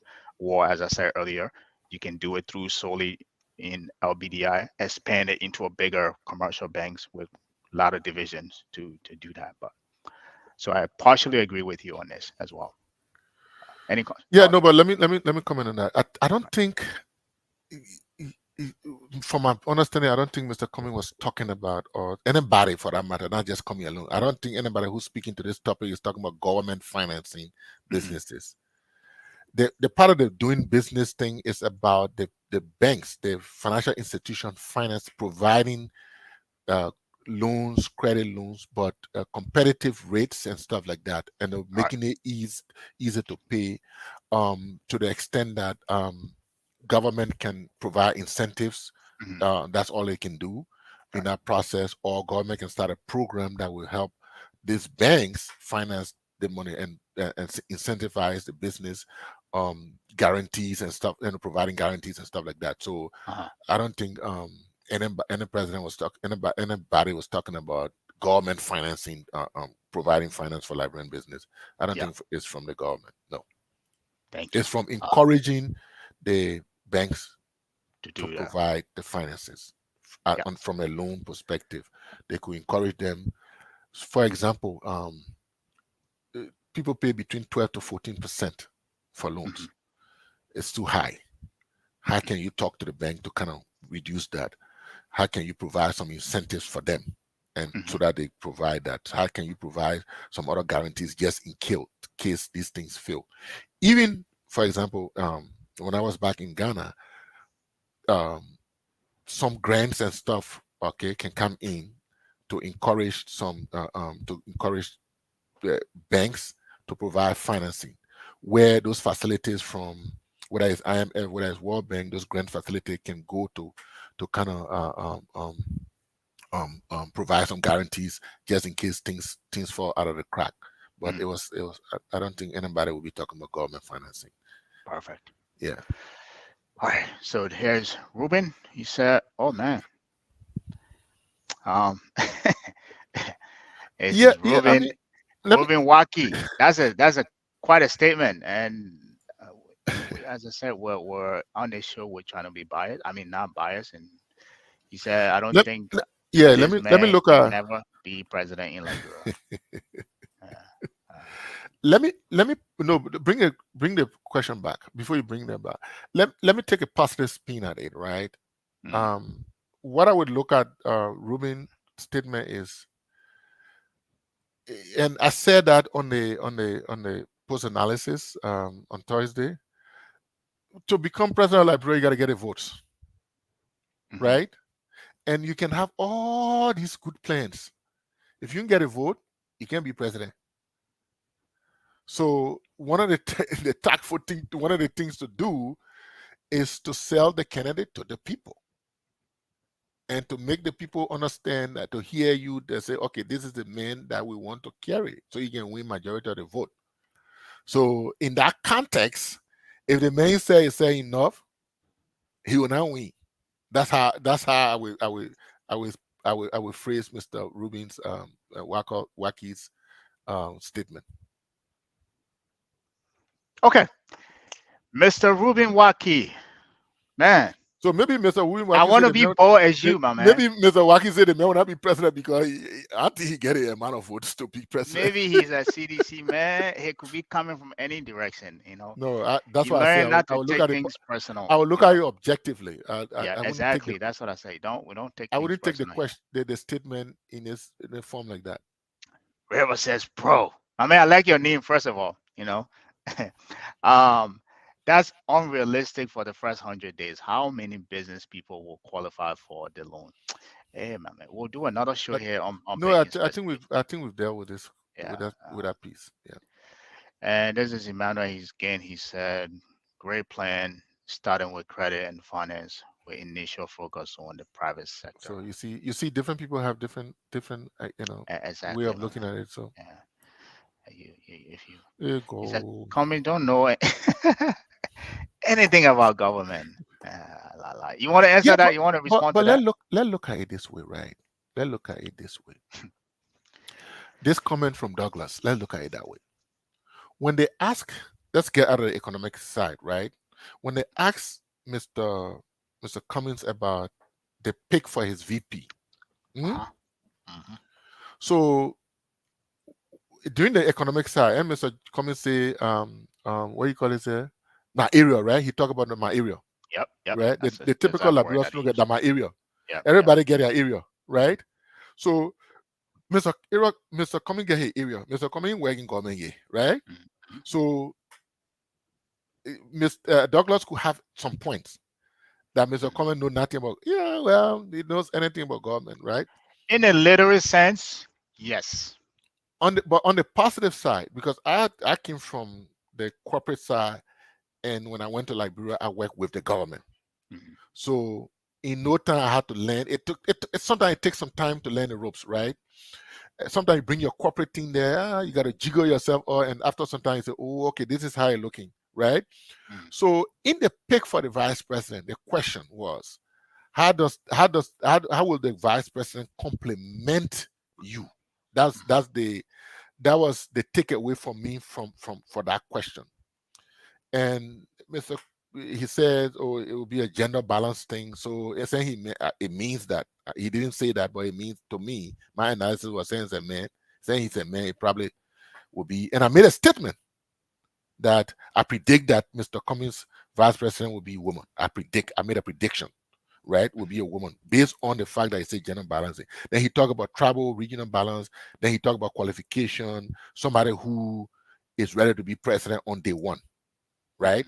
Anything can happen to the president the president if he's inaugurated. Anything can happen on day two. Then he said the chemistry has to match, right? Then they went into the conversation about politics, his understanding of politics, understanding of government. He alluded to the fact that he's a political introvert and public service experience, blah blah blah. So He said political introvert, or he said he's an he's introvert. an introvert. Introvert, right? Yeah, Okay. he's an introvert, right? Yeah. So I put it there, political introvert, right? All right. So then he talked about public service. that was where I had a drawback Mhm. about the public service not doing well over the years. But a lot of people, even the colors, had a problem with that. So in my thing was, is he going to bring another corporate person, So or he's going here, to bring somebody with public service knowledge that will complement that thing? so so His. so here's what I, and this is a actual what Douglas said is not the first time somebody made that comment. And I think I've argued with a lot of people within the group that we have, the critical thinker, about Mr. Cummings not having a private government um, experience. So that in essence isn't implying that because he doesn't have the experience, he will not do well within the government. And I always like to give example. Example is a great thing to do. If you look in the state that I'm in, the current governor, Charlie Baker, he came from a private sector. Deval Patrick came from a private sector. The former mayor of New York, Michael Bloomberg, came from a private sector. Now, these are all exceptional But give a elaborate people. example, man. Or give All right, African example. I'm Go ahead. not Go done ahead. yet. Let me land. I'm landing this plane. Hmm. And the comparison a lot of people, I want to be short because we have a lot of comments. I want to be short. The comparison a lot of people make is that, let me tell you the two distinction between government and private, working in private sector. Running a CEO of a company and being a president of a government. In the government, you have the three branches of government. You have the Senate, right? The legislative body, right?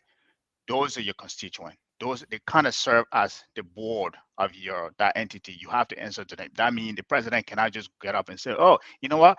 I want to cut every senator pay to such and such amount," and then get up and go do that. No, you have those people to answer to. This is why government is bureaucratic, right? Hmm. Um, in the government too, you have you work for your citizens, right? You work for the citizens. The citizens are the people you're working for. Those are the people that employ you, right? The same thing serves in the private sector. It's just different. The private sector, you're the CEO. You have your board to answer to. In the government, you have your citizens.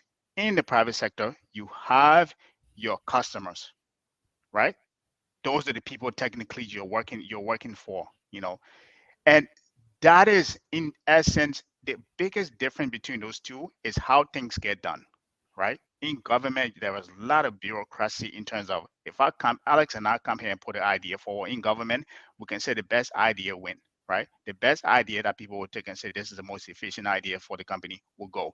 In government, because Alex was presenting that thing because he want to win the vote, if it doesn't align with other people that are supporting that, even though they know that is a good idea, they will go against that.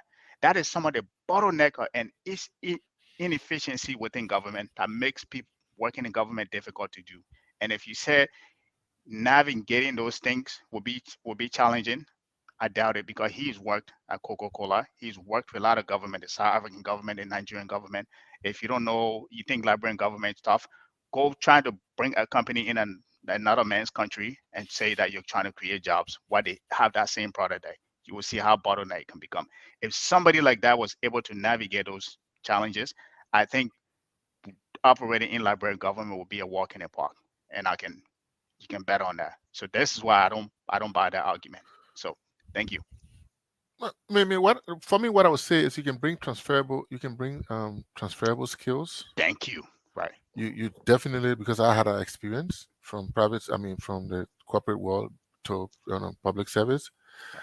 Um, you bring you bring a different perspective, and you can bring transferable skills, but you have to marry in the nuances of the civil service, especially at the presidential level. The politics, the this is a different thing. So you got That's to what be I said. skillful to Right. gravitate To towards bureaucracy. learning Right. the nuances of Right. government. So there Right. is a learning curve of knowing Right. government. I can tell you for sure from my personal experience. Okay. If you believe, we shall see. Ruben again. Look, Cummings is not ready yet.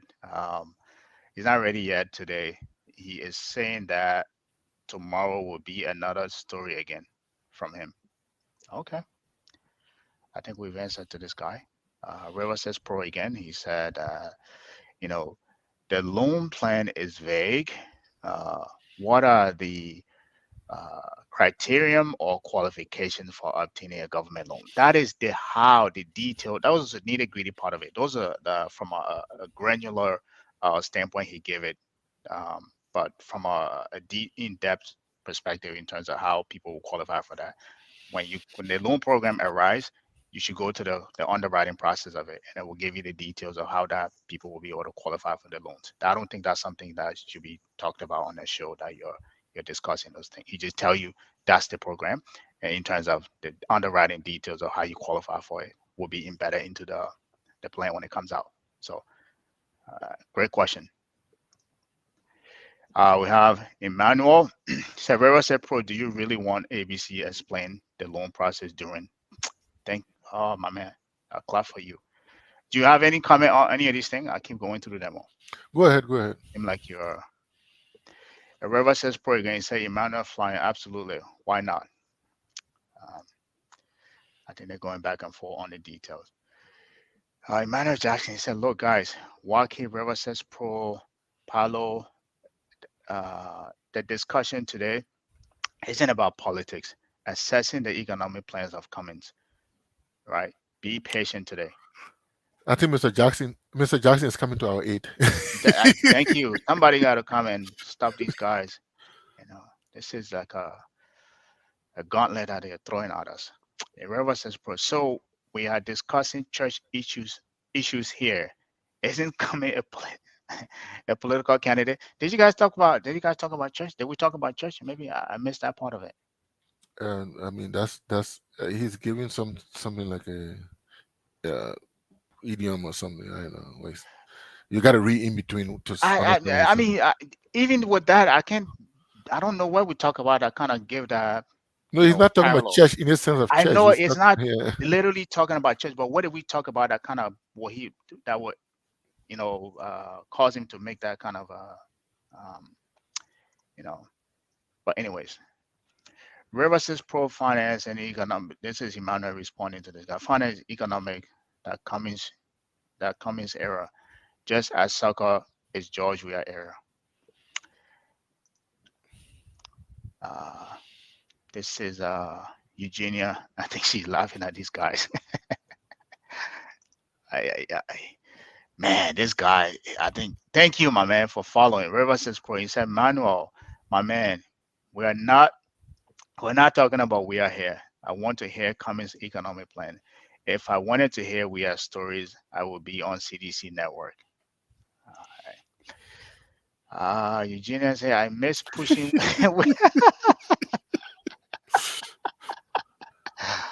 Oh man, so somebody has pushed wheelbarrow too. But man, the time go, you better. Yeah, yeah. Let me hurry up. Rivers says, "But we do not have an address and identification system. How do you hand out loans to people in 100 days without those systems? What if they were foreigners?"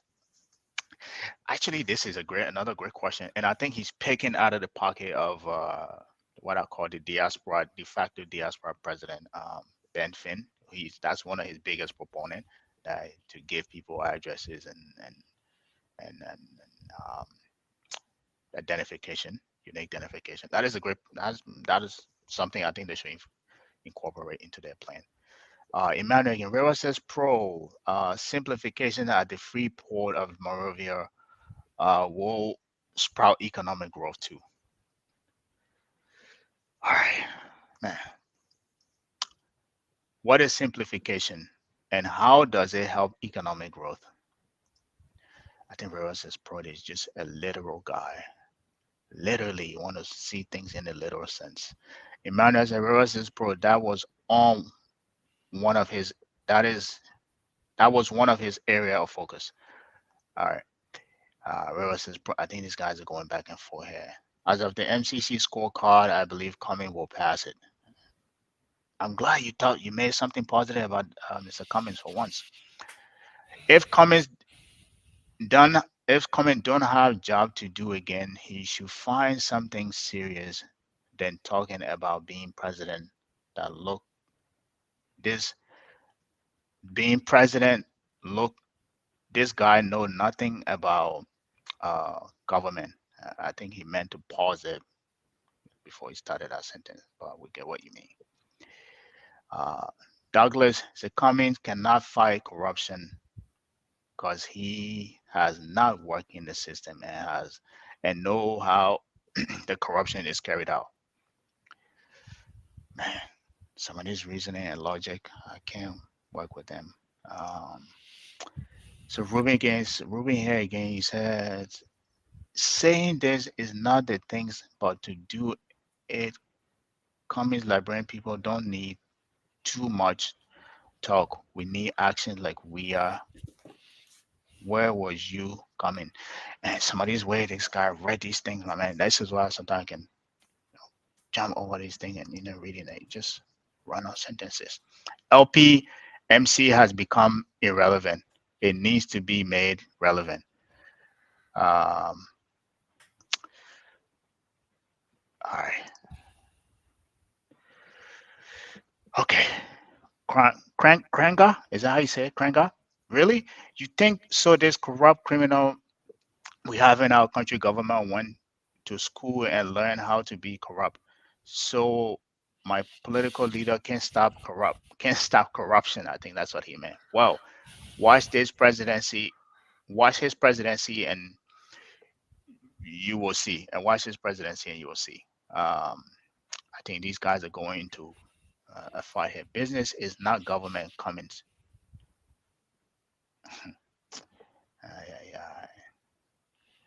Alex Jones, poster, prodigal son. Cummings, flat rate plan is an excellent idea. He's spot on, right on this one. Thank you, and I agree. I think we agree with that. Lucky, we, we are corrupt. I am corrupted, especially in the political places, even in your homes. Everyone's corrupt. How man, sometimes I hate reading this comment. How can you come and tell the Liberian people that you are going to fight corruption? I can't answer to that.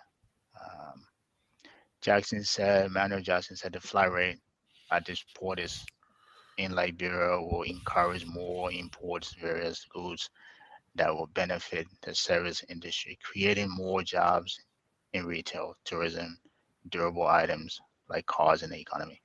All right, I think we should read two more and then we'll wrap up here. There's so many comments here about, man, I think we should wrap up. All right, the last one here. Oh, Lord Jesus Christ. Okay, so you said, Gabriel, you forgot to name any or all of the bad governor and mayor that came from private sector. Okay, which are more than the three ones you named. Yeah. Also, there's a big difference between running government and company. First is a company concern is profit, uh, and only profit. Why government is a social, political ideology, religion, constitution, trade. I absolutely disagree on you on that. If you want, we can take a separate show to debate on that. No. I think I share something with what Jones is saying. I said it earlier that why it is true that you can bring from the corporate world, you can bring transferable skills, but there's some nuances that, and maybe those are the things that he's trying to highlight. There's some nuances of public sector that you have to operate with. When you work in corporate, there's a different, there's a structure. It's there because it's for profit. So the structures are there, but in government, it's social service, providing And you social don't service. think the structure is there in government? The structures are there, but what I Yeah. mean is the structures to provide service, provide social service. It's not a profit making. So people's expectations, the politics is a little different. So there are some nuances you still got to learn. But I agree there are nuances, and those nuances, I think the example that I gave is that in in in corporate America, I mean in any corporation, if you want to innovate, you bring an idea, and that idea, the best idea will win. However, in government, you want to pass a law, even if I know that law will benefit the people, because I know it doesn't serve my interest, or it will be something that will cause me vote, I will fight against that. That was some of the bureaucracy that I talked about. That is, and this is why people, I would love to But debate private somebody on. sector, you got legislature to fight. You You got got a your board. house of representatives. You got a You got your senators to board. fight. You got your board. You can't just come out and say you want to create a product My friend, you, the board meets once or twice or 4 times a year. no, that's not true. The That's board not is not, true. no, it's different from, That you is not got true. every That law that you want to pass, everything you want to change, you got to go to the legislature, and there's that's what inner I'm saying. workings. That is the same way you got the board. You can't just come out with a. Okay, so why you think, for example, Obama said that, you know what, I ain't got this foreign exchange, I mean, foreign policy, experience I will bring Biden on, who is a guru in that area, so complement my effort, because he didn't have that. He has worked in the public sector, at the level he was a senator before, so he understands government, That is right? that is that He is one understands case. government inner workings. That is one case. And I Hmm. also give you guys a good example here. He named other people's too. He said there are other people that didn't succeed. That's what I'm saying. The other thing that I want to answer about, Alex, is that you said businesses only exist for profit making, only and profit making. And this is, I think some of y'all need to go back to business school and learn what businesses exist for. Businesses do not just exist because of profit. We call it the 3P: people, profit, and planet. People, profit, and planet. You exist to empower your community, right? You engage in the community. Yes, there is the profit essence of it, right? And there's the planet, right? This is why you see the emergence of ESG and climate warming and all of that. Companies are going into it, right? That whole notion that companies only exist for shareholder, uh, uh, to provide for shareholders, that is in the 60s. That was in the 60s, not anymore. And that is so that whole argument that companies only Okay, exist to make bossman, profit, bossman, bossman. Let me give you one we example. can go to business school if you Bossman, let me give you right, one example. When I was drafted, I mean, when I went to Liberia on a GMAT, right? Then we can right. end the show because we're going more than 2 hours. We did, right. I Yeah, let just me let me just give you one example. It's simple, but it's icky. So I go to Liberia at this time. Now I'm at the airport, right. because that was my first port. Even though I work with all the different state enterprises and all the Ministry of Finance, all the different strategy and stuff, but I go there, and I have my bag, my computer bag, right? And Mhm, every time the car comes and put me down, the security guy, and he and myself stay friends today. We stay chat and everything. mhm, So the security guy comes and say he wants to take my bag. I'm from the corporate world. I'm not used to that kind of people taking my bag and carrying me, and what was the thing? This whole grand patronage stuff. I'm not used to it. So every time he wants to take my bag, I say, no, no, no, I got it, I got it. Mm? mhm, So one day he said, hey, boss man, they beg here. I don't want nothing from you. That what job? That what work here? So I will be carrying your bag every day. That's what I'm here for. mhm, Right? So from that moment, from that day, I said, oh, yeah, my bag here. And then I became friend with him. He's a security guy. He's still a okay. security guy. I became friend with him. Then he Mhm, started telling me some things. How they work, how they do the work here. And guess what? Through him, I started creating networks of people who will support my job. mhm. I started going to people's mind, the way they think. That sense of entitlement, that, oh, some people, they stop the bleed thing where I was talking about. Some people felt we were entitled to it, right? That sense of entitlement, I gotta create that network and start understanding the social dynamics, all that different dynamics. You gotta understand it.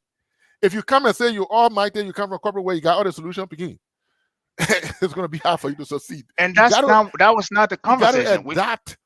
You gotta understand those nuances and adapt. It took me some time, but you gotta adapt. I'm not saying he's coming to be all You will do the almighty. same thing, but you will try to do them a little different to meet all the different competing interests and stuff like that. So Those who succeeded in transferring from private sector to government, that's because they understood the parallel between the two.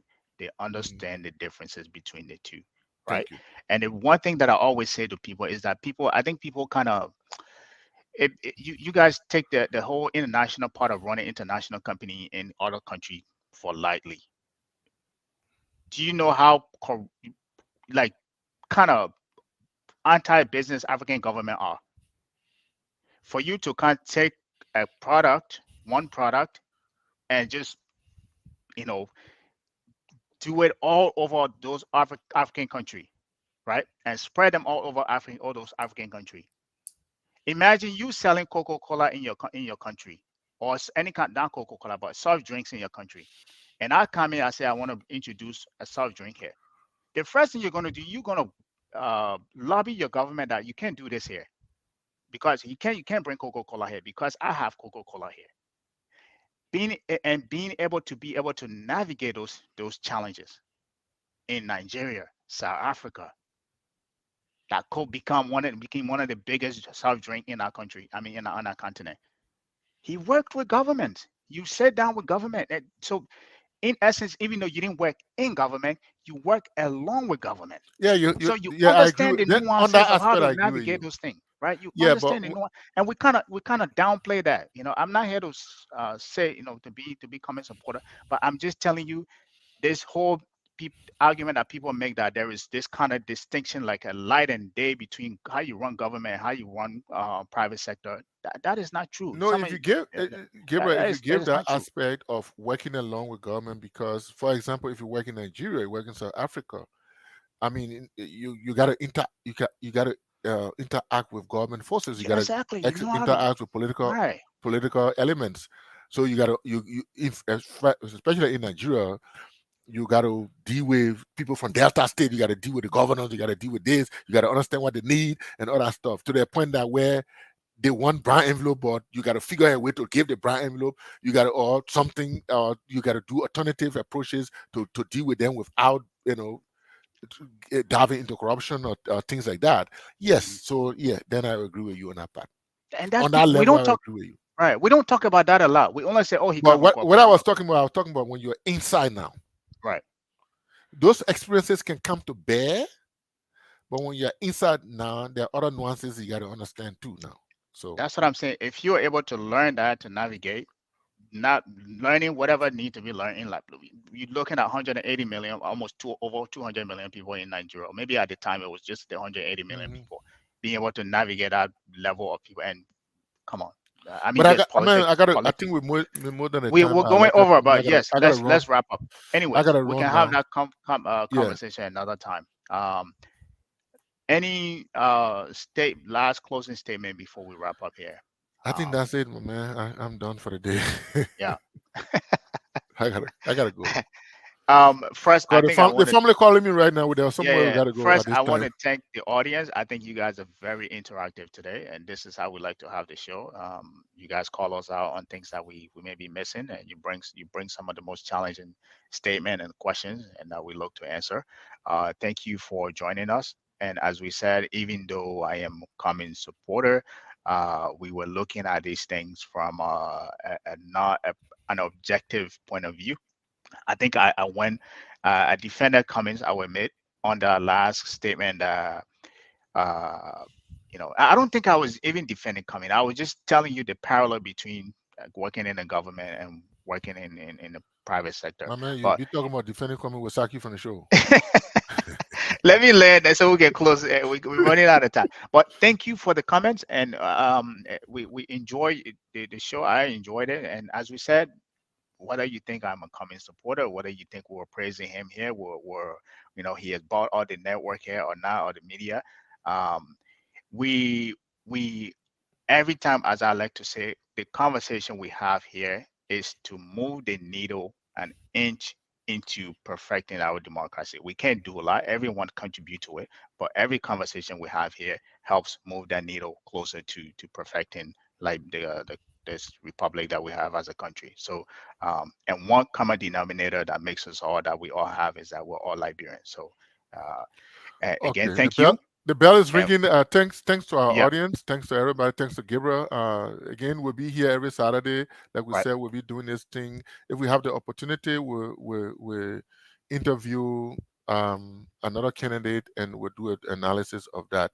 In fact, we already started putting that thing to work. But thanks to our commenters. Thanks to people who were listening, who already listened today, and people who Mhm. were listening afterwards. Bye. Perfect. Bila bila bila.